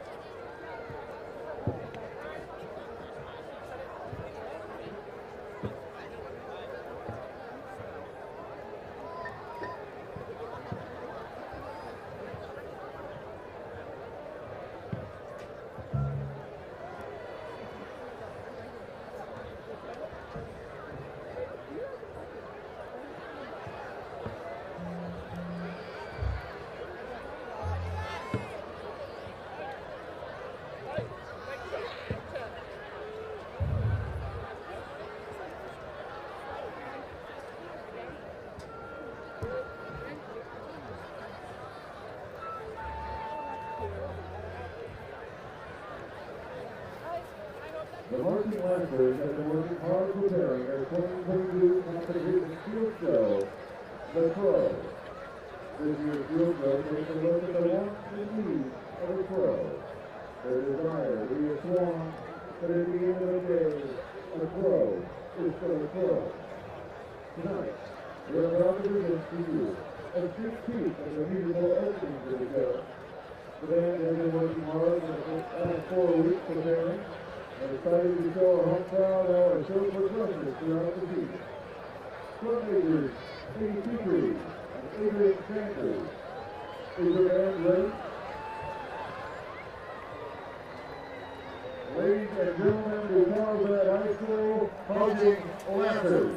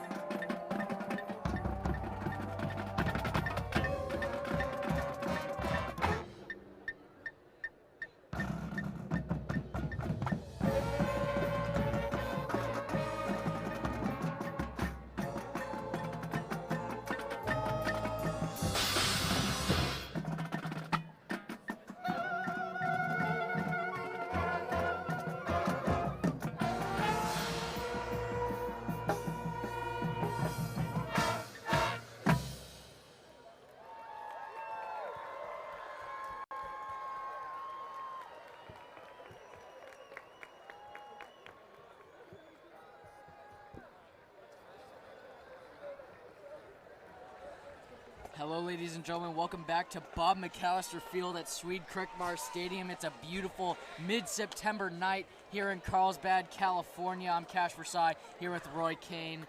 How's your night been? You know, it's a great night to watch Friday Night Football in Carlsbad. I mean, the sunset that we started off with, it doesn't get much better than that. As of now, the Lancers entered halftime up 10-7, leading the league rival Mission Hills High School Grizzlies, and they will be returning to the kickoff at the start of the second half, just moments away. But for now, we'd like to welcome you to the first ever GoPro halftime report, first ever in CHS TV history. We'll take a look at 3 replays from the first half. We'll start off with the big hit from Thomas McCormick on the punt. If we could pull it up, that would be amazing. Here we have the punt from Danny Valencia. It'll be a high liner. Nobody saw the fair catch signal, but the kick catch interference will remain anyways, and he will be decked. It's Scott, the returner, getting decked by Thomas McCormick, the junior. Older brother TJ McCormick, can't remember where he went, decided to go to college after last year, but big shout out to him. It runs in the family. And now we're going to check out our second clip here on the instant replay. The deep ball from Julian Sain stepping up in the pocket to Justin Johnson, totally burnt the DB, and at that point it's a track race and nobody is catching him. From the deep ball, the connection, the deadly duo. I like to call Justin Johnson the real Jay Jettas. Justin Jefferson, never heard of him. But all of this has been resulting of the climbing momentum throughout the game. And after this, here was another really big play where the momentum on Carlsbad's side really came up. It was the big screen pass. Julian Sand to Mason Walsh out on the screen pass, hitting him in the flat. If we can pull that up. Here we see him in the flat, making a move. Finn O'Gorman, the lead block. You could see defenders giving chase. Actually, that's Will Barton, maybe a block in the back, but you could see him just trying to find and make space. And as we can hear in the background, we got ASB launching some t-shirts and getting the fans excited for this one. A new addition with some new guns to throw the shirts in the air. And as you can hear from the background, and we come over near us, over the back of the stadium. That one nearly sailing into the park. Good morning, Carlsbad. I'm Cash Money Versailles, live with Julian, JJ, and Thor from the varsity football team to talk about their game against Mission Hills tonight. So, Julian, from the film you've seen, what do we expect to see a lot from Mission Hills? Yeah, there was a big, tough physical team, and we expect the same type of battle that we had last year. You know, it's a rough game. Definitely. If you guys didn't know, last year was a 13-7 victory on the road. We're looking to keep it up. We've only beat them 3 times since 2008, so we're definitely looking to add up to that win column. Now, JJ, we put ourselves into a little bit of a position where we're in a pattern right now, and the pattern is predicting a loss. We had a close loss or close win on the road against Mater Dei Catholic, had a big loss against Inglewood at home. We came away with the victory and a close win on the road against El Camino, and now we're back at home. How do we plan on breaking the pattern? You know, we had a great week at practice, you know, brought a lot of energy this week, and we're going to come out there and make a statement. It's a big home game, and we're going to get it done. Definitely. And Thor, last year in spring football, when spring football was coming around, I asked you if we were winning state. Has anything changed? Nothing's changed. You know, we had 1 loss, but we'll keep it going. A bunch of wins. Definitely. Julian, you have a shout out? Shout out ZZ. Also, thank you guys for coming on. Of course, good luck. It's going to be fun. Damn, I look so good. Sorry. But before we head to our awesome GoPro commercial, I'd like to take a moment to thank our sponsors as they keep shooting t-shirts into the parking lot of the Monroe Street Pool. We'd like to take a moment to thank our sponsors. We could not produce these live stream broadcasts without their generous support of CHS TV's sports live stream telecast. Special thanks to our title sponsor this evening. You guessed it, GoPro, the world's most versatile camera. One man got one. That's all we're happy for. Additional thanks goes to the Guttridge Realty Group, North Coast Oral Surgery, Assured Equity Solutions, Sober Surgeries, The Pretty Pedal, Hamilton Properties, Carlsbad Water Polo, and of course, That Pizza Place. Thank you, Coach Mack. All of our sponsors are featured on CHSTV's website at chstv.com, where you'll find links to their respective websites. Once again, thank you all for tuning in to this awesome live stream. We got the second half beginning in one moment. We'll get back to it after this GoPro commercial. It's Zeno time, it's Zeno time.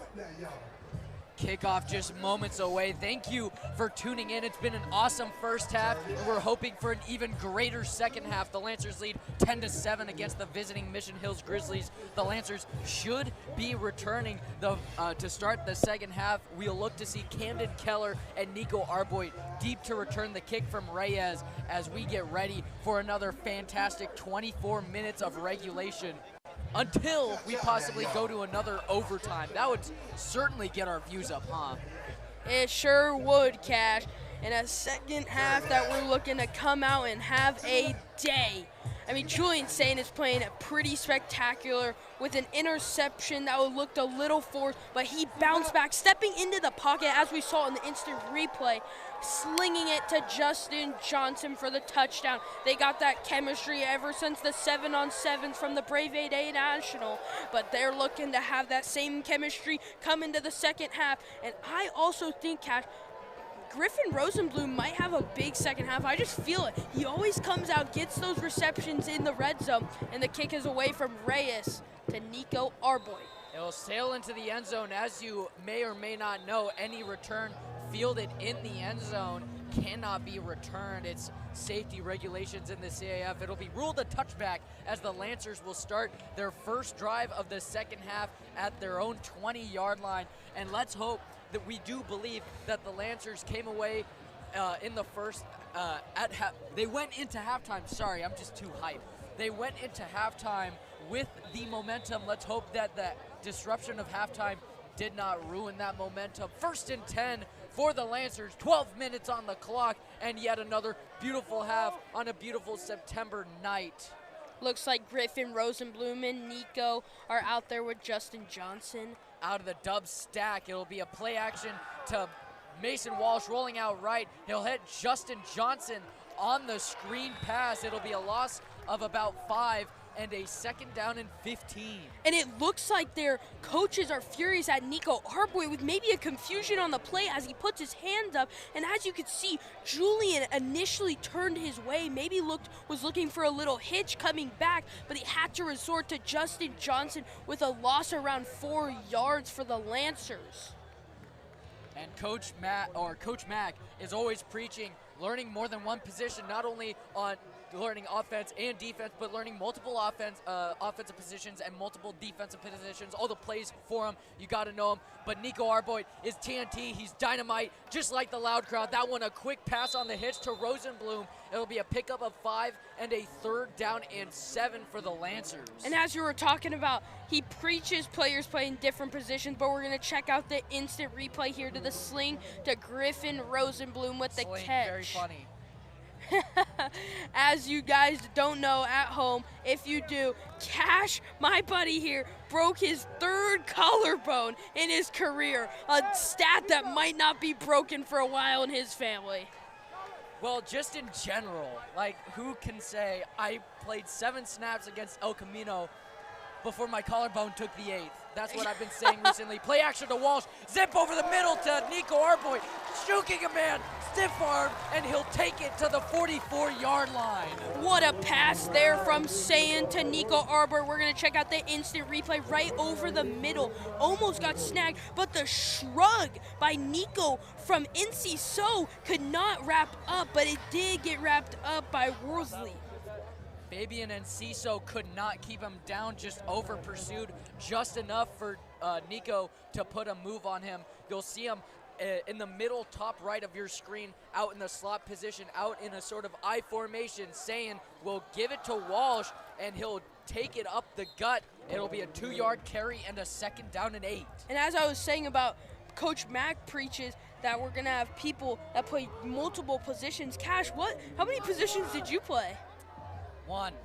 Well, me personally, Unless you count corner. But unless you count corner. Me personally, I play a lot. I mean, I'm very mixed up, and I don't really care what I play, but my favorite long snapper, shout out to special teams, and if he's watching at home in Washington, my mentor, Patrick Kane, the long snapper. Sophomore Robert King has also gotten a lot of help as a long snapper. I've produced 2 stories on him, maybe looking for a 3rd. Sayin rolling out left, he'll get sacked in the backfield. By number 88, John Class, starting off from the first half, he was electric, getting into the backfield, making pressure and making players miss and hitting kids as well. And he starts it off in the second half, doing the same thing, getting back there and pounding Sayin to the ground. 3rd down and 15 now for the Lancers. Back onto the topic of playing multiple positions, running backs Coach Katz, when he played at Mission Hills, he told me that whenever the coaches need somebody to play, they just put him in and he could play anywhere. O-line, D-line, skill, whatever you wanted, and he's really preached that because he could put anybody anywhere. Sayin out of the gun, under pressure, stepping up, under pressure, and he'll throw that one away. John Class almost with another sack. It'll be 4th down and 15. John Class is like the Luke Farrelly of our defense. He's a leader out there, and he's making plays happen, and really, he's deciding the momentum on both sides. If like this, sending it to 4th and 14, forcing them to punt, that is not a good drive for the Lancers, and that has all started with him, and he's out there. Danny Valencia, the 4.5-star punter, kick is up. It'll be a sort of a bouncer to the right end over end, and it'll sail. It'll roll all the way to the 25. It'll be down by Thomas Wyrick at the 26, and it'll be 1st and 10 for Mission Hills, who will get their first drive since the end of the first half with that wide left field goal. 54-yarder it was. And I want this kid, I'm about to name him, he had a huge hit on the punt, and he is coming out with energy and amped up. Thomas McCormick, I want him to have a great second half. I want some big hits, and I want to feel like I'm watching my Madden franchise player out there having a day. Speaking of franchise, I created myself as a running back. I have 2,300 yards. That's never going to happen in real life. But maybe we'll see it from one of these gentlemen, because these men have the talent. And it looks like the tackle from Luke Farrelly getting there, only a gain of 2 for the Grizzlies. And if I'm not mistaken, it looked like Salas with the carry. And Salas has been getting a big workload as a receiver, as a runner, as a blocker, whatever you name it. He's been the Coach Katz for Mission Hills all along. Yeah, Salas has. I mean, you can't let that guy get in a 1v1 situation. He'll break it, and he might even get free for 6, if anything. Bunch left out of the pistol. It'll be a sling from Smith to the left side. Number 10, that should be Williams. And that's going to be Scott, the returner, who we saw get decked by McCormick earlier. And he'll pick up about a yard or 2, and it'll be 3rd down, maybe 4th. It looked like a pretty big hit there from, if I'm not mistaken, Harrison Kognig, number 29. Koenig. Excuse me, Cash knows more than me. He's on JV, practices with these players every single day. So excuse me there. On JV gives me too much credit. On IR is more accurate. With the sling, just like how Sane is slinging it tonight. Not the same meaning. Smith out of the gun. He'll roll out left. The pressure forcing him. He'll pick up the 1st down, maybe a block in the back. Running down the left side, Justin Johnson giving chase. A multitude of Lancers riding him for another 5 yards. Damon Ivy giving chase as well. Ivy, Johnson, Koenig, Forelli, and Wyrick all there. Oh my gosh, what a run there. That was amazing. And I mean, like, he's breaking tackles. Like, this running core out here is unbelievable. They're breaking tackles left and right, just shrugging off. I mean, you need all of the black caps you can get to take these guys down. And he was carrying defenders for an extra 5 yards. He's obviously been working in the weight room, working on those deadlifts, working on those squats. I agree with Cash there. He looked like a big body making big plays. Looked like Austin Eckler on Twitter, 500-pound squats out of the gun pistol. He'll give it up to Salas, breaking a tackle. Ben Harris was in the backfield, and it'll look like Sisson and Wyrick will bring him down, and that'll be a 2nd down and about 8. With another carry from Salas. I mean, Mission Hills is not going away from this run game. They just want to pound the rock and make things happen. And those screen passes, just like for Carlsbad, are crucial. Mason Walsh has had a few of those, and Salas has had a couple. And it really makes a difference when you could start your base. You could basically start your drive in the red zone after one of those plays. 2nd down and 8 from the Lancer 9. Smith out of the gun. He'll drop back, look to throw, hit as he threw, and it's going to be caught by, I want to say Scott. It'll be Williams. Jaden Williams, who made excellent plays, a few excellent plays in the first half, tackled by Harry Koenig. The instant replay there showed Jaden Williams having a great catch there from the sling from Smith as he was thrown. What a play there. But it looked like, if I'm not mistaken, Finn O'Gorman in the backfield making the hit on Smith. 3rd down and 4 from the Lancer 5. To tie it or to take the lead here and take the momentum with it. The loud crowd is living up to their name. Smith will sling it into the end zone and incomplete. He'll overthrow Scott. Justice Woods was on his back, and it'll be a 4th down. We're going to check out the instant replay here with Justice Woods with the coverage, like Cash said. No penalty markers there. And what a defensive stop by the Lancers. The defense has been here all game, making plays, setting up our offense to success. And the field goal unit is coming out for the Grizzlies with Reyes back to kick, who attempted a 54-yarder, which was wide left, but looked like he had the distance. So if we don't block this, this looks like a no-brainer from Reyes. Reyes also missed a 17-yarder, this one, or a 27-yarder, this one 22. Kick is right through the pipes. He's now 1 for 3 on field goals. A tough day for Reyes, but he wants to get it back on this kickoff with maybe a touchback to show that boot what he does. Tied back up at 10 apiece here in the 3rd quarter. 4.5 minutes to go. This 3rd quarter has definitely gone by fast, but definitely an enjoyable one, as Reyes will be heading back out for the kickoff, like you said. Indeed one, Cash. This is enjoyable to watch. So much time left in this one. We got Nico Arboy back there with Camden Keller. And sometimes these defense, we saw this against the Inglewood game, special teams like to hit it to Luke Frelly, but they learned their lesson after a huge gain against Inglewood. But this kid, Reyes, has a boot, so I'm looking to have a touchback, or if anything, hit it to Nico Arboy, number 17 on the left-hand side. Reyes, line drive, he'll get it to Arboy, taking it, it's a muff. He'll take it from his own 6, and he will take it out to his own about 12, a 6-yard return on the muffed kick return, and the muffs not helping the Lancers' case. And with 4:31 to go, the Lancers will set up shop at their own 12 or 13-yard line. Couldn't agree with you more there, Cash. Special teams is not helping our team out today. From the muff punt to putting it on the 2-yard line to only setting our offense up at shop at our own 12-yard line for our Lancers drive, starting off 1st and 10 with Julian in the back with Mason Walsh on his left-hand side. Out of the trips left on the right hash, Sand out of the gun. Will take it, give it to Walsh, and he'll cut it back. He'll take it for about 3 or 4 yards, and it'll be 2nd down. And we're going to check out the instant replay on here for the carry for Walsh. He cuts up and hits the gap, but is brought in down by, it looks like, number 81, Mason Shane, the 6'1 linebacker, but it looked like he was playing outside there or a little D tackle.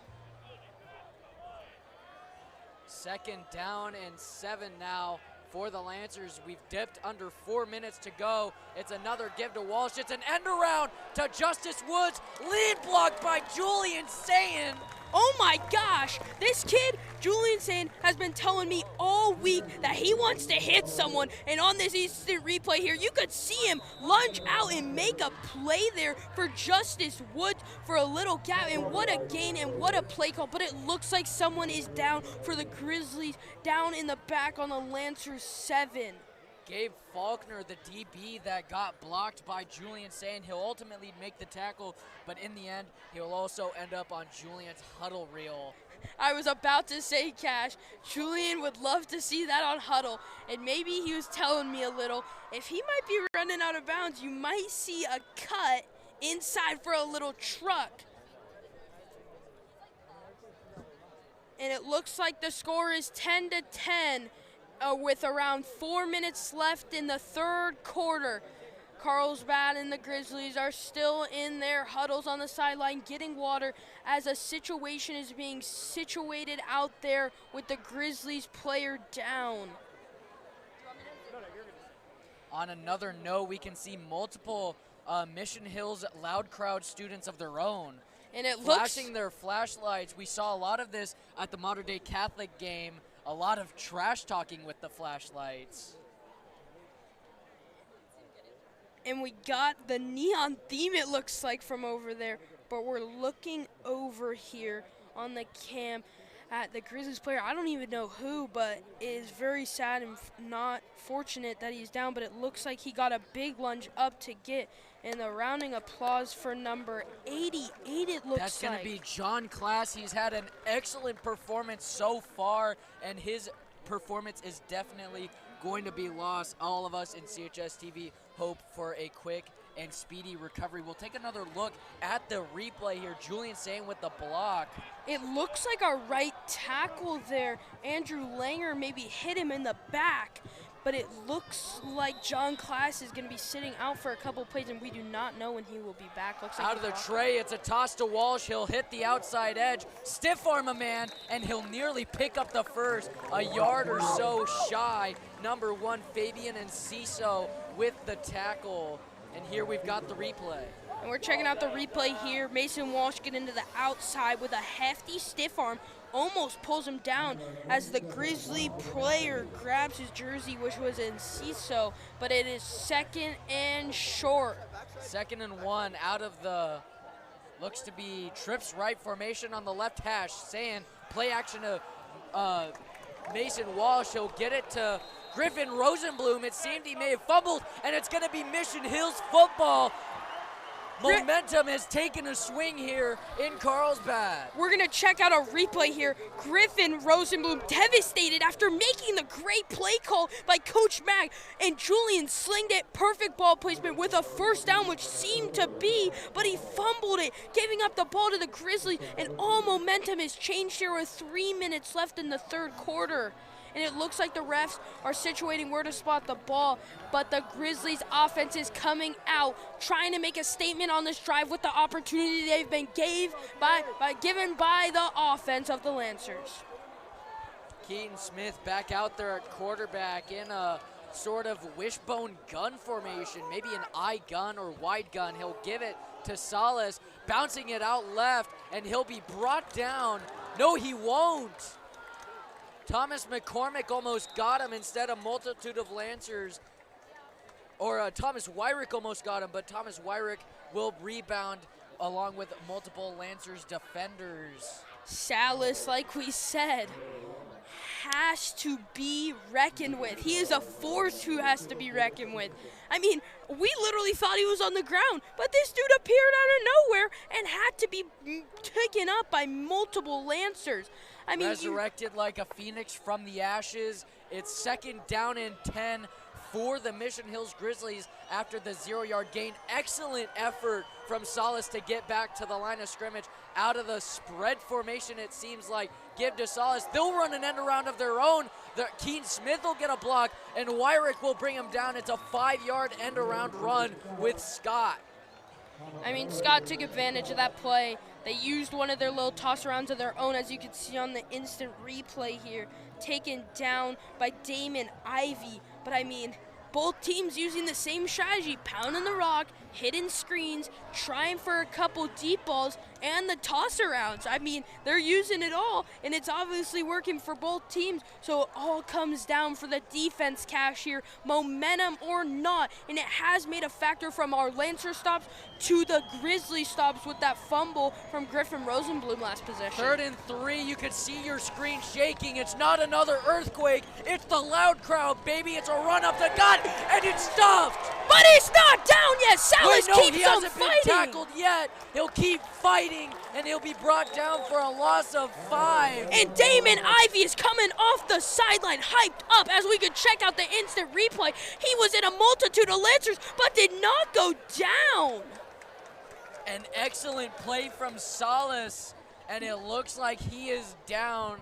The Grizzlies will lose yet another big piece to their team. I mean, and it will be a 4th down and about 5 or 6. I mean, personally, from just watching this game so far, John Klass and Salas have been their Grizzlies' best defensive and offensive players so far. So this could be a huge factor, and maybe a factor to capitalize with the Lancers if we need to, because Salas might be out, John Klass might be out. So this is our best opportunity to change some momentum and make a play. But obviously, everyone in CHSTV and in the stand, opponent or not, is wishing Salas the best of luck for this recovery and hope it is not too serious as we clap it up. He will get up and walk it off with the assistance of coaches and trainers, as his teammates will come out to punt it, likely punt it on 4th down. Yes, they will punt it. Reyes back deep to punt, and they'll send out Camden Keller deep for the punt return. And we got Joseph Morales with the long staff. He's been throwing some pretty good pearls today, and we're looking for him to throw another one. And he's been in this situation before, Reyes, but he doesn't like to take that much off of it. Maybe he'll like to pin this one back on the Lancers. Reyes.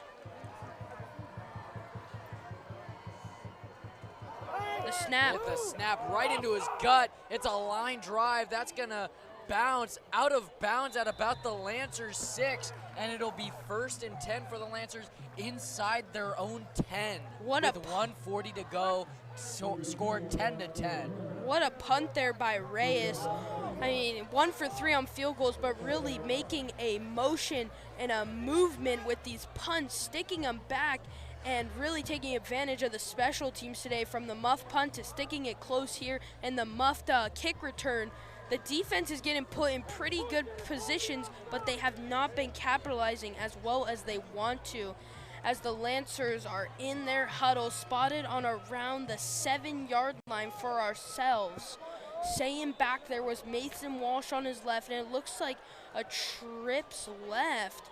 Saying out of the gun, he'll give it to Walsh. He'll power it up the gut and take it for about 3 yards. Before you get your word in, Roy, I would like to shout out VMS TV 8th grader Ashton. He's our parabolic microphone operator tonight, and he's been busting down moves on the sideline while having an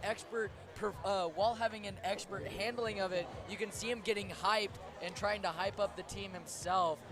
I could see him hitting a couple little moves on the sideline. Might get really hyping up the crowd as well, just like me and Cash. Second down, Sand will roll out left on the flood, heaving it deep. Justice Woods will not come down with it, but penalty markers fly, number 24. And we're gonna check out an instant replay here with the deep ball. Justice Woods almost came down with it, but I don't wanna say this. Thomas Wyrick is on the ground, and it looks like he's in excruciating pain with Bree out there helping. He instantly fell off the line. A no contact injury it looked like, but they're yanking him up, and it looks like he is limping and trying to put pressure on that right leg. Let's hope it is nothing serious as Coach Matt goes out there to see if he is doing well. It'll likely be a pass interference on Jalen Vesey, the defensive back in coverage, as Thomas Wyrick will get carried off the field by Bree, one of her athletic training assistants, and Zach Marshall by his side. And I believe I may have heard a couple of boos. It'll end up being a holding on Jalen Vesey in defensive coverage. The difference between offensive and defensive holding is offensive holding will normally occur on a run play, whereas defensive holding is any holding penalty that is not blatantly pass interference when the ball is thrown, or it could be before the ball is thrown, but that will likely be illegal contact. First down and 10 for the Lancers. And it looks like the refs are going to be stopping this on their own. We see some hands being pointed by the Grizzlies side, but it gives the Grizzlies an opportunity to switch their defensive front. I don't know the confusion on the play, but we are waiting for the whistle as we get it. It's right an ace there. formation, both receivers to the top, a give to Walsh up the gut, and he'll pick up about 5 or 6 yards for a second and medium. And I saw something get thrown onto the field. I thought it was a flag at first, but no yellow on the field.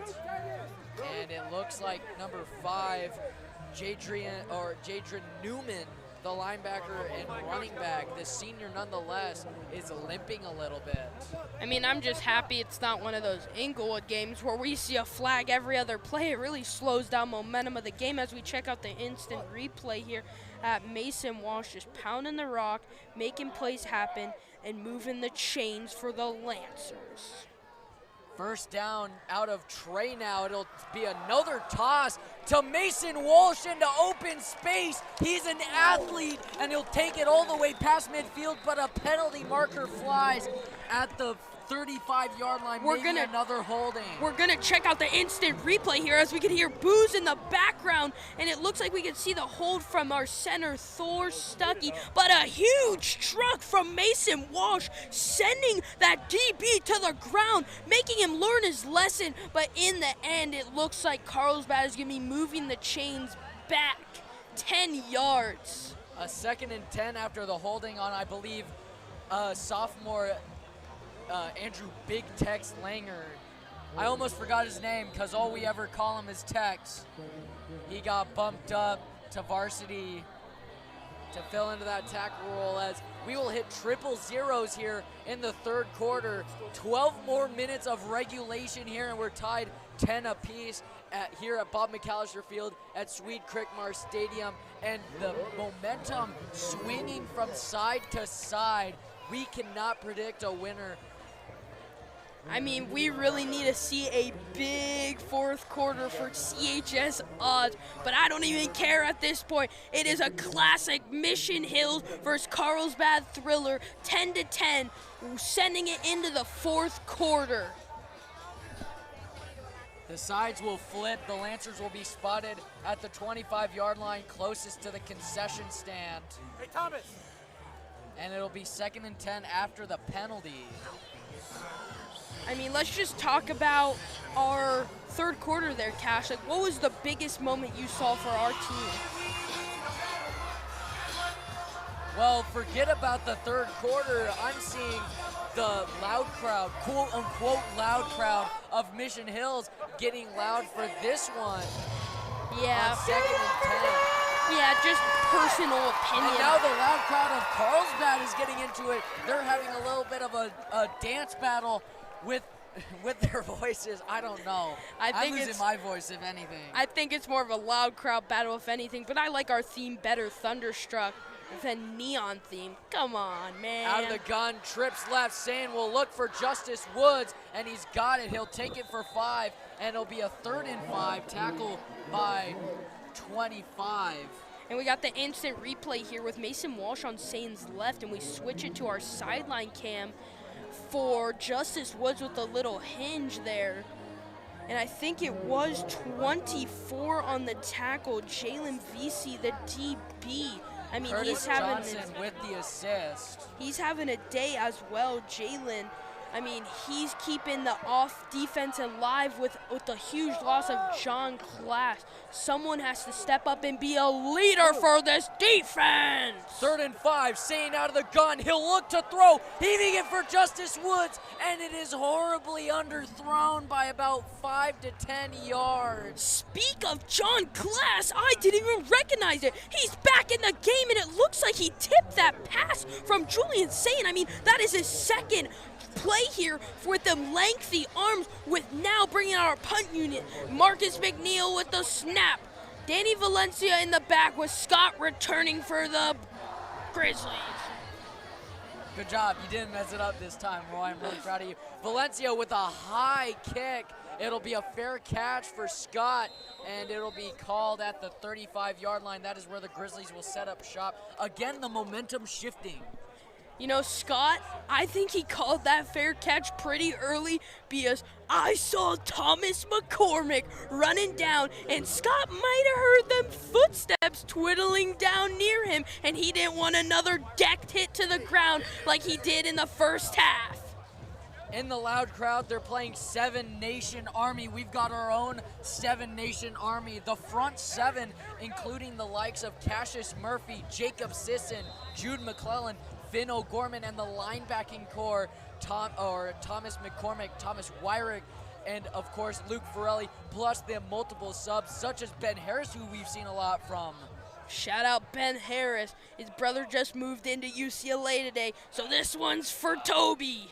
It'll be a give up the gut.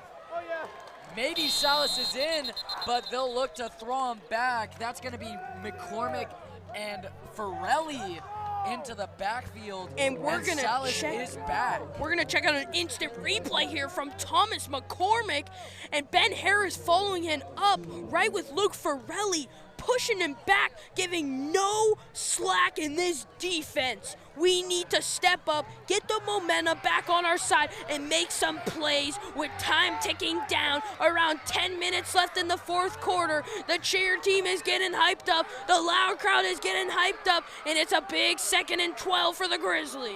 Due to the forward progression, it's only a 2nd and 12. It'll be another give to Salas. Betty is back in at quarterback. A big hit by Logan Schaefer. It'll be a big run as well, about 9 yards for Salas, and a 3rd down and 3.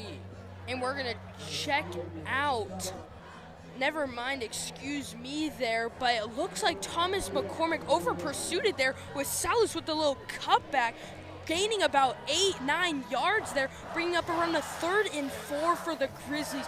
A must convert play here. Maybe one of the biggest plays of the game, but this is big for the defense, and who's gonna step up and be that player? The loud crowd getting loud once again. Out of the pistol, a give to Salas. No, Betty will take him himself. A pickup of 5 or 6 and a 1st down for the Grizzlies with 9.5 minutes to go. It looks like momentum is swinging into the favor of Mission Hills. I've been saying this. When they put in this man, Betty, we know what's coming. A read option. It's happened probably 4 times he's been out there, so I feel like we should have been expecting that with a 3rd and 4 up the gap, and he stays in there. What can we expect from Betty here? Maybe another read option or a pitch outside to Salas. Betty without a single pass attempt. Another read option. He'll trip over the feet of Jude McClellan. It's a loss of 4 and a 2nd and 14. Here's the replay. Off the edge he'll just trip on the grass, maybe tripping over the feet of Luke Forelli, and it'll be 2nd down and 12. Like I said, Betty, when he's out there, he wants to run with it. I mean, he looks like Lamar Jackson out there trying to get a contract. I'm just playing around. Lamar Jackson is going to have an MVP year, and that is my take. Who's going to win MVP for the NFL this year, Cash? It's hard to say, but Josh Allen has been playing awesome over the past couple years. I think he's going to win it, especially after that big game against the Rams. But we've got Carlsbad football here. It's a play action and a big hit. It's a 3-yard pass in the flats. But it looked number 8, Brandon Worsley. And Justin Johnson will bring him down. And it looks like another QB substitution. A 3rd QB rotated in there today. Reese Woodyard, number 16 in the backfield there with the sling and the pressure from Thomas McCormick. I mean, Thomas McCormick is showing no mercy, slinging into the backfield, laying big hits. As you saw on the punt, as you've been seeing all game, this kid wants to deck some people. 3rd down and 9 for Mission Hills. The loud crowd has to get loud if they want to aid their defense. They're stomping their feet. They're screaming like maniacs because all of us here at Carlsbad are the maniacs. Out of the gun, Woodard will look to throw, sling it on the hitch, and he's got it. And it looks like it's a spectacular grab from Jaden Williams, probably his favorite target of the night besides Salas, for the big 1st down conversion. As you can see, the screen was shaking, the energy was flowing, but the defense did not step up. But we got a couple more chances here with 7 minutes coming down in the 4th quarter. I want to see a big play happen to get the momentum back, because right now the Grizzlies are driving here. Out of the I formation, Woodard, there's a penalty marker flying. He'll trip over his lineman. And it looks like Thomas McCormick and Damon Ivey are joking around out there, almost being hit by the flag with a little flop animation there. I mean, looks literally like Madden. These guys are clicking right stick and putting up plays that I've never seen. And it'll look to be a false start on Mission Hills. It'll be a 1st and 15 now with under 7 minutes to go and a running clock. And it looks like they'll sub Keaton Smith back in at quarterback. Keaton Smith is back there with Salas right behind him on the left. Smith trying with the hard count, will give it to Salas, and he'll bounce it outside, shedding a tackle from Forelli. He'll almost pick up the 1st down. It'll be a 13-yard gain and a 2nd down and 2. We're gonna check out the instant replay here. Luke Forelli just inches away from the tackle, but it resulted in a big gain for Salas. But now it brings up 2nd and 5 for the Grizzlies, reaching into Lancer territory on our own 34. So let's bring it back. Thursday night football. Who was your player of the game for the Rams versus the Chiefs? The Chargers versus the Chiefs. As a Chargers fan, that's very offensive. We are not the Clippers of the NFL. I'll get that to you in a second. Out of the wide back set, Smith will give it back to number 25. That's going to be Curtis Johnson. He'll move upfield, and that'll be a 3rd down. And like I said, Thomas McCormick coming out, laying the boom. Looks like I'm a fellow Seahawks fan, the Cam Chancellor of the Seahawks tonight. I mean, I can't even see this guy's eyes like Cam Chancellor had, the dark visor, but he's just booming kids where they can't even open their eyes. Now we bring up a 3rd and 4. Still on the 34, a gain of 0 there from the Grizzlies, and it looks like Betty will go back in at quarterback. He's getting the play calls. The loud crowd getting loud. And we are loud as well for chsTV. As you could see, Thomas McCormick coming off the sideline, getting hyped just like we are here. The loud crowd is, and anyone watching this at home or in the stands. Mission Hills will use one of their timeouts. It'll be 3rd and 4. To get back to your question, my player of the night is really hard to say because both teams played exceptionally well, but even though they lost, I'm going to have to give it to Justin Herbert, who had a fantastic game last night, playing through a rib injury, throwing dart after dart after dart. Even though he came away with the loss, he is still my favorite player. Okay, my take cash is here. Keenan Allen was out, so they needed a leader to step up. Mike Williams coming out, I think, around 13 receptions, 135 yards, making a touchdown one-hand grab. He stepped up. He got the momentum on the Chargers side, which was later given up to the Chiefs. But the loud crowd is hyped. Enough with Thursday night football. Let's bring it back to Friday night football in Carlsbad. The Grizzlies versus the Lancers. Ladies and gentlemen, this is what we live for. 3rd and 4. Who will be victorious? Petty in the backfield, out of the gun. It's a read option. He'll take it himself. He's got it.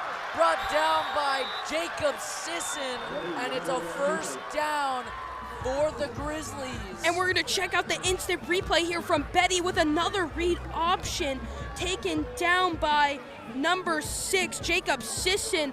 And, I mean, he looks like Kyler Murray out there when I'm playing Madden 23. Read option after read option, taking advantage of that speed. We have to now just be ready for those read options and be ready for this coming our way because they've really taken advantage of those 3rd and 4s with the read options with Betty. Betty back out of the gun, back into probably the read option.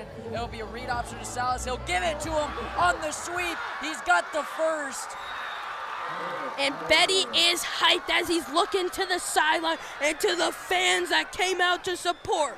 He knew after a couple times of these read options of him taking it for himself, the defense might bite. And yes, sir, they did. Luke Farrelly hesitated on that left-hand side, and they knew who to give it to. Salas. After, I mean, these guys on the Grizzlies, I have to give them props. They're relentless tonight. John Class coming out with an injury, comes back into the game one drive later, and same thing with Salas. I mean, these guys are really showing their heart and soul for this matchup. Betty out of the gun, out of the ace.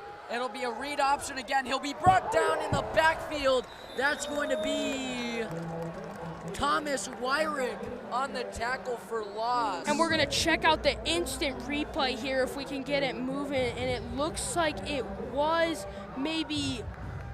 it looks like it was Justice Woods, actually. Or no, excuse me. I saw the 3, thought Justice Woods, but it was Thomas Wyrick. And, I mean, he's having a day as well. He did come off the field. I mean, all these guys that are getting injured right now, they're putting their heart and soul into the game. As you can hear the crowd getting loud. Loud crowd. That's why they call it this. With 4 minutes approaching, Betty is still back there calling a couple audibles. 2nd and 12 on our own 15. Betty on 2nd and 12, another read option, a give to Salas up the gut. He's going to get swarmed by McCormick and by O'Gorman, and it's going to be 3rd down. And we check out the instant replay here. Betty did another read option, but decided to hand it off to Salas, but he took it like a man, but McCormick did it better with another hit. I mean, this kid is really decking kids to the ground and making plays. And for me personally, from watching this game, McCormick has been the leader out on the field tonight. From making plays, getting amped up on the sideline and on the field. I mean, if you don't have a guy like this, sometimes energy can get low and that momentum could go from like that pass from Julian Sane stepping up into the pocket to a deep ball to Justin Johnson. So we just hope our defense can step up here with a big 3rd down for the Grizzlies, 3rd and 14. This is what our Lancer fans live for. 100%. The loud crowd gonna get loud here in a moment. I'm gonna have to critique the effort of Betty because earlier we saw Julian Sand going out for the block, but when Betty saw Salas struggling, he just walked it off and walked straight towards the sideline. That is probably why they decided to put in Smith, but it's 3rd and 14. The loud crowd has to get loud. The loud has to get crowd, ladies and gentlemen. And everyone is on their feet, getting loud. Ladies and gentlemen, it's a Lancer 3rd down. Smith back in there at quarterback. Hit as he threw, and incomplete.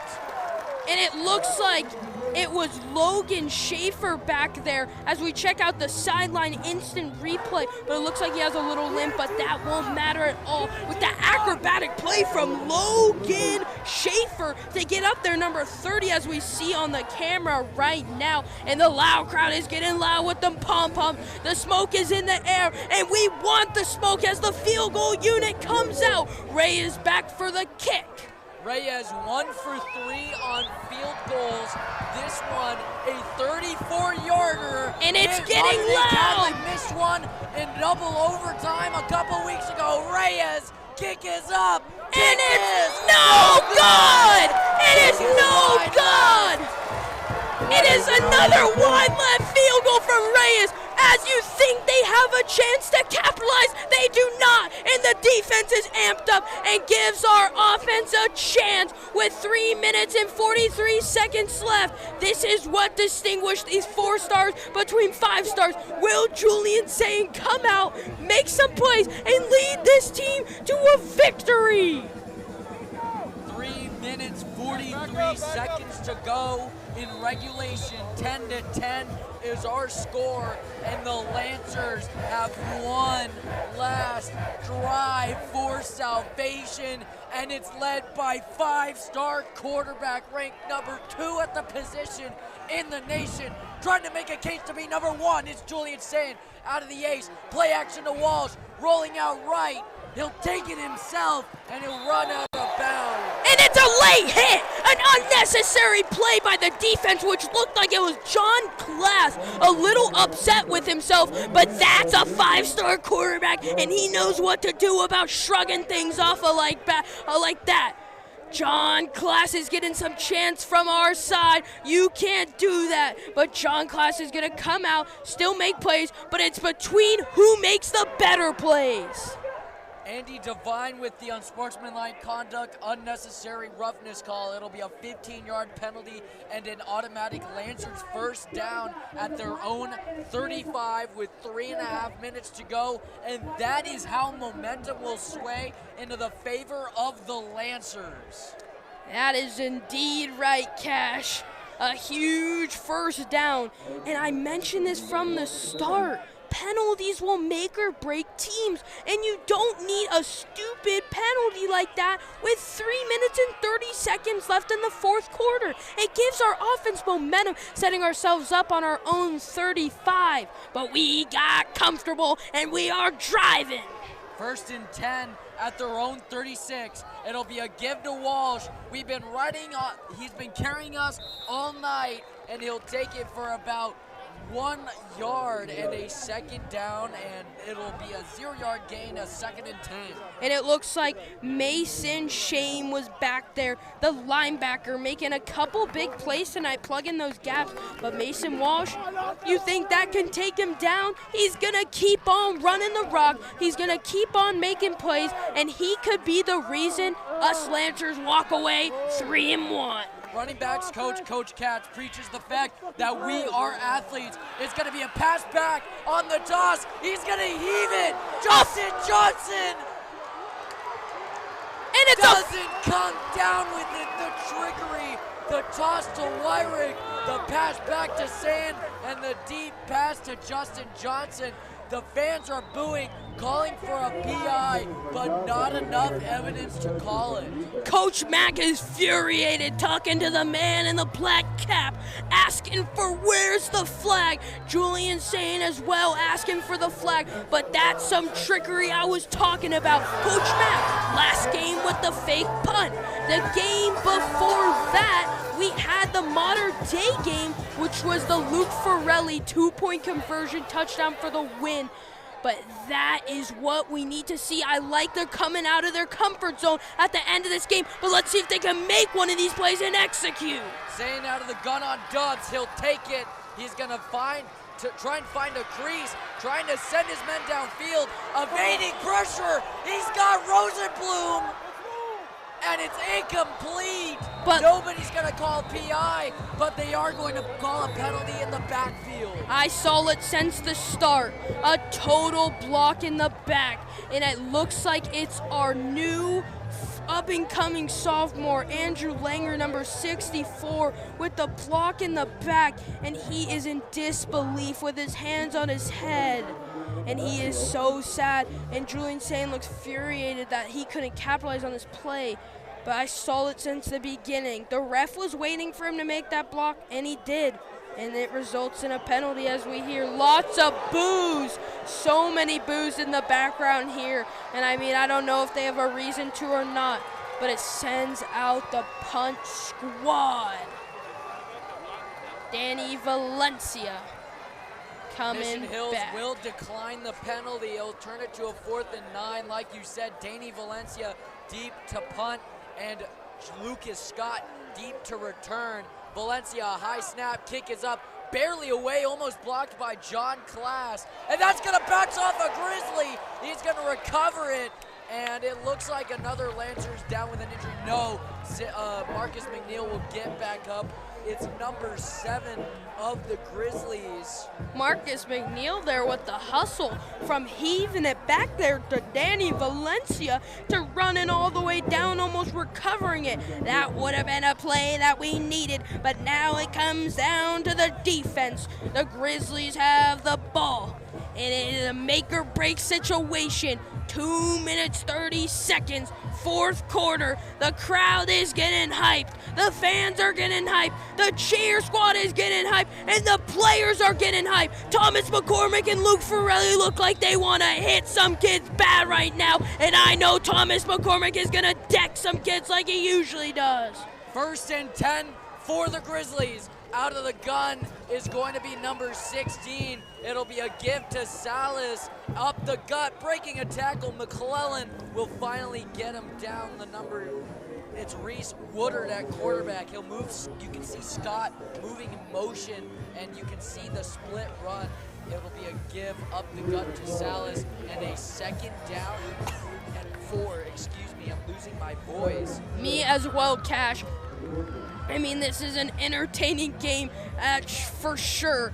I mean, 2 minutes left, 10-10. Can't make a situation better than this. 2nd and 6. This seems like it's scripted. 2nd down for the Grizzlies. And oh! He'll trip over his lineman's feet, and Woodard will fall back. It's going to be a 3rd down and 14 for the Grizzlies. And I'm checking out an instant replay here. Looks like he just lost his feet and fumbled it to himself. Oh my gosh, ladies and gentlemen. Mission Hills is not capitalizing like how they should have after getting the ball back with 2 minutes left. Now timeout has been called. Teams are in their huddle. But it is time. The grid time for Friday Night Football. This is what makes or breaks teams, and this is what we need for our defense tonight. Luke Farrelly, Thomas McCormick, Damon Ivey, everyone has to step up and make a play. And 3rd down and 11 for these Wildcats. This will decide the night. 1.5 minutes to go. Carlsbad with 1 timeout. The Wildcats with 2, or the Grizzlies with 2. I'm still stuck in the El Camino week, and we've got to get hype here in Carlsbad. This is just like homecoming of last year. Don't expect another game like it, because it's 10-10 with 1.5 minutes to go, and we've got to get hype even if you're at home. And if you're at home, like my mom and dad, shout out Carrie and Ryan Kane, get loud at home. We want to hear you from here. If you're in the loud crowd tuning in, get loud, it's 3rd down. We want to hear some stomps, we want to hear some plays, and we want to see a defensive stop from the Lancers. Motions out Salas. From Woodard, he'll heave it deep for Williams, and it's incomplete. Justice Woods in coverage. No PI, no yellow. With 1:31, it's 4th and 11, and the Lancers will get another shot at salvation. Salvation indeed, Cash. Reyes is back, the Bun Squad is back, and this is a team of defensive battles. But Reyes has to make a move, maybe put a pin back punt. But I want to see a big play from us Lancers. We get another shot, like Cash said, for salvation for this victory. This one will feel good for our hearts, but we need everyone to get loud, and we need to see our offense thrive for victory. Reyes deep to punt, low snap, kick is away, it's a line drive, and it's going to be a bouncer. Camden Keller's going to return it to the left, and he'll get caked by 2 men.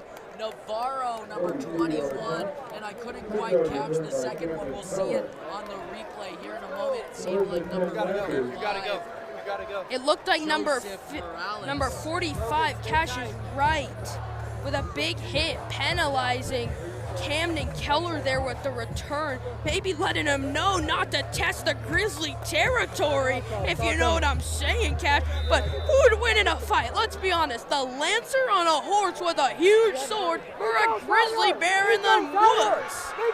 Both have a fair shot at winning. That's why it's tied here tonight. 1st and 10 out of trips. Sayin out of the gun. Walsh to his right.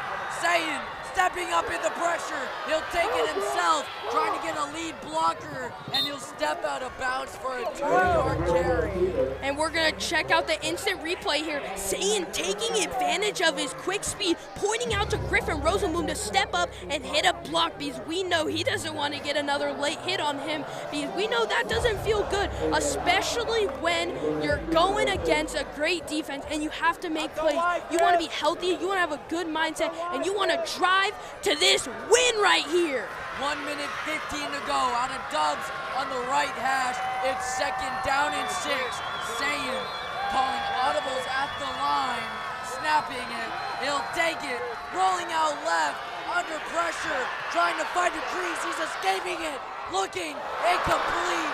Looking for Justin Johnson. I mean, what a play, though. Julian Sayin scrambling out to target Justin Johnson. It slips right through his hands. An acrobatic play, though, setting up a testy 3rd and 7. Ladies and gentlemen, we need some conversion, but first we need some hype. It's not just us commentating. It's the people on the field, and it's the people in the crowd. And the people at home, Roy. It is the people at home. Get loud, cheer on your Lancers, and let's get a victory. 1:08 to go. 3rd down and 6 for the Lancers. This is our homecoming, except we have it in 2 weeks. Let's have another 2021 homecoming-esque victory. Sayin out of the Dubs will throw it. Still escaping. Maybe another block in the back. Heaving it deep. Nico Arboy. Oh my God! Oh my God! Nico Arboy with the head top. We're checking out the instant replay. The heave from Julian Sayin, and we just got witnessed into the Church of Heaven. That was a baptism. Oh my God! Nico Arboy stepping up and making plays for the offense. That is what we need as we see the replay. Holy cow, ladies and gentlemen! Boom, boom, boom, boom, boom! That is a baptism we just witnessed! Holy cow! As we check out the instant replay, I mean, this guy looks like Michael Jordan in the dunk contest getting up that high! First and 10 for the Lancers. There's a penalty marker flying. And like you said, it's a baptism once again, this time in the favor of the Lancers. The referees will delegate the penalty. We're praying for no false start. And it is. It'll be on the Lancers, and a first and 15. The crowd will shout their boos, but nothing will stop it now. First down and 15 for the Lancers at the Grizzlies 30. 36 seconds left.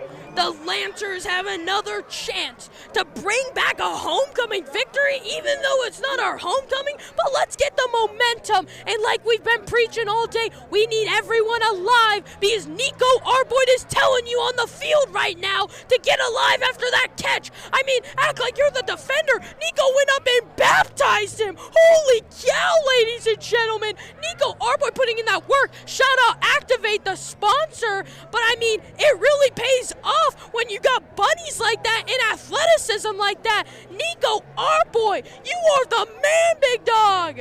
Nico Arboyd went live on the Magic Window, talked about football. I went live with some football players, and we also had a couple members of our staff going live with ASB and Cheer this morning. It was an excellent show as always, and we have an excellent game as always. And we got an excellent replay to add on. As you see, the ball, the scramble sling to Nico. I mean, this kid is getting practically held up like the Lion King. He is Simba. He is the chosen one.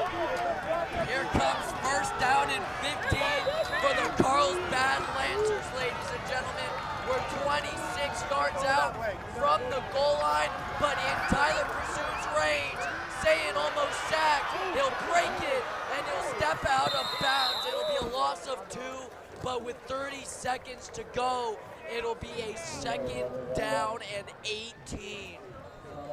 I mean, look at the replay there. We really have to focus on scrambling here. I mean, we don't want to, but Julian Sayin is taking advantage of his speed, quite literally his speed. I mean, the way he steps up into the pocket and makes his way around the field, he always has a chance of moving the chains if it's a pass, if it's a run, and if he's running the ball to a victory cash. Second down and seems to be 15 for the Lancers. They'll be out in the dubs.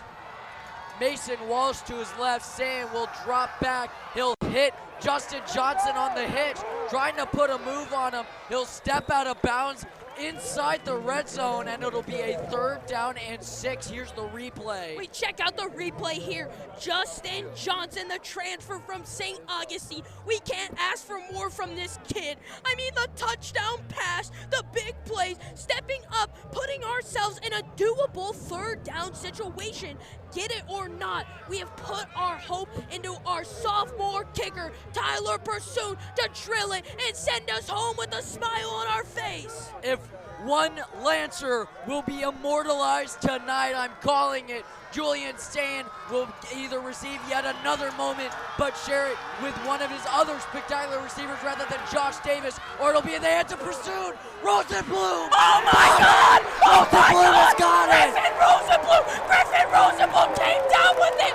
Holy crap, we check out the instant replay! Julian Sayin has all the hope in his 6'6" wide receiver, Griffin Rosenblum! This is giving me flashbacks from 2021 homecoming! Holy cow! Griffin Rosenblum is the chosen one we've been talking about! Cash, what are your thoughts on this glorious play of how we win this? Well, if that is a great point, if we win this, Tyler Pursuit deep for the PAT, but last year I said it with less than 1 second when I should have. Possible game winner, I should have called the game winner.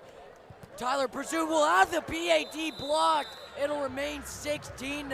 And like with I said, 17 seconds to go, the Grizzlies still have 2 timeouts remaining, and they need to hold on to them. They still have a chance to win this game. I mean, now, like I say, the door went from shut close to good night, 9:30 bedtime, to open up a little to make sure you get your light time in. Oh my gosh, I don't want to say this, but they have a chance, but I'm not going to say it. The Lancers are in this, and we just made a statement on the Grizzlies. Motivation and being hype is one of the biggest keys to victory. Lancers up 16-10 with 17 seconds to go. Nothing is gonna stop them. They're gonna go 150 miles an hour flying downfield like a Ferrari to make those hits, make those tackles, and come away with the victory. I want a deck. I want a boomstick. I want someone to go out and look like Bobby Boucher on the kickoff. Shout out to Waterboy. I want some kids who don't want Gatorade and who want water in their fuel to lay some hits. Let's hope Bree has some high-quality H2O for these boys after this game. Because I sure need it because I'm out of here with my voice. Valencia, kick is deep. It'll sail into the end zone. He'll fumble it, but it does not matter because it will be a touchback. 16.8 seconds to go. Lancers lead by 6. It's another classic Lancer Grizzly football match. Will the Lancers come away with their 3rd straight victory over Mission Hills, or will Mission Hills get their first win against Carlsbad since 2018? I don't want to hear it. Carlsbad is going to get this W whether the fans like it or not on the opposing side. That is a 5-star quarterback making 5-star plays to Griffin Rosenblum, and he's been showing that connection all year. From the 8 Brave Invitational, they were electric together, and they're electric on the field. 1st and 10, the sophomore Woodard in at quarterback. Can he lead his team to salvation? And he'll almost get sacked, rolling out right, trying to find someone to throw. And it's incomplete. Penalty markers fly with 8 seconds to go. That is not what you want to see. A great lurked ball from Damon Ivey. Seeing that he was scrambling and a little crossbody pass, he couldn't get that much speed on the pass. So Damon Ivey took advantage, lurked it, knocked it down, but there is a penalty on the Pass play. interference on the Lancers. And because it's high school football, it'll be a 15-yard penalty. And with 8 seconds to go, it's 1st and 10 for the Grizzlies at their own 35. They still have 2 timeouts to go, but we will not give them a chance to use them. Loud crowd, get loud. Get loud indeed, Cash. This is what we live for. 1st and 10. Let's go, Lancers, the 3-man deep. The pass rush, 3 men coming in. Woodard will hit the underneath route to Williams. He did not catch it. 2.8 seconds remaining. This is for the game. There's another penalty marker in the backfield. Maybe a roughing the passer on Luke Farrelly. Luke Farrelly, whatever this penalty is, if Jacob Sisson, excuse us, if this is on Carlsbad, this could give the offense a chance to maybe even up, and it is. We are moving the chains forward, and it is a big penalty. It looks like a 15-yard gain for the Grizzlies, and now it sets it up. 2.8 seconds. Everyone is on their feet. The crowd is loud. We got 3-man deep, and will the Grizzlies be able to heave one up and make a play? We will have to find out right now with my buddy Cash and me, Roy Kane. This is what Carlsbad football's about. No roughing the passer can stop us now from midfield. Just under 3 seconds left in regulation. Woodard, the sophomore, for salvation, and will get sacked. It's over. Cassius Murphy, the other Cash, with the sack, will lead us to victory and close this one out here in Carlsbad. Let's go, Carlsbad! Cassius Murphy puts a period on this statement, and we are ending this night. Friday Night Football, a classic. Mission Hills versus Carlsbad with a W in the books and in the win column. Let's go, Carlsbad football! Our final score: Lancers 16, thanks to the final minute passing touchdown, Julian Sand to Griffin Rosenblum over the Mission Hills Grizzlies, who only scored 10. We've reached 0-0. Carlsbad 3-1, undefeated in league games. Now, under 500 are the Mission Hills Grizzlies. But are we gonna talk about what set it all up? Nico Arboit's catch! I mean, I've never seen anything like that. It was pure skill, pure athleticism, and pure hand-eye coordination. To see that ball come down while being grabbed takes all the skill in the world, and that is what I call an executed drive. I mean, it looked like the Seahawks in 2014 against the Patriots, but we didn't execute like that, but us Lancers did!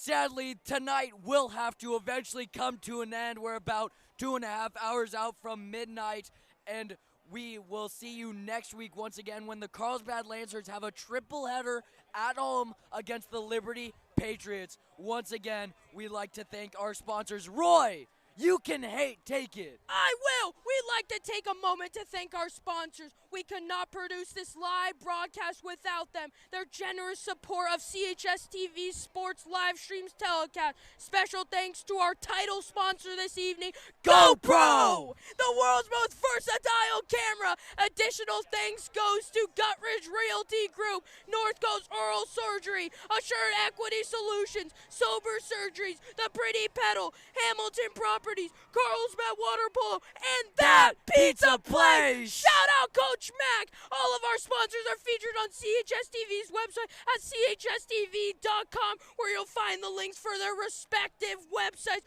Once again, thank you for supporting our broadcast. Me and Cash, it's been a good night. Thank you all for tuning in. We can't wait to have you again next week. I'm Cash Versailles with reporter Roy Kane and the rest of our wonderful crew. And this has been Carlsbad Football on CHS TV. We'll pray for another thriller next week against Liberty, and we'll see you then. Good night, everybody. Good night.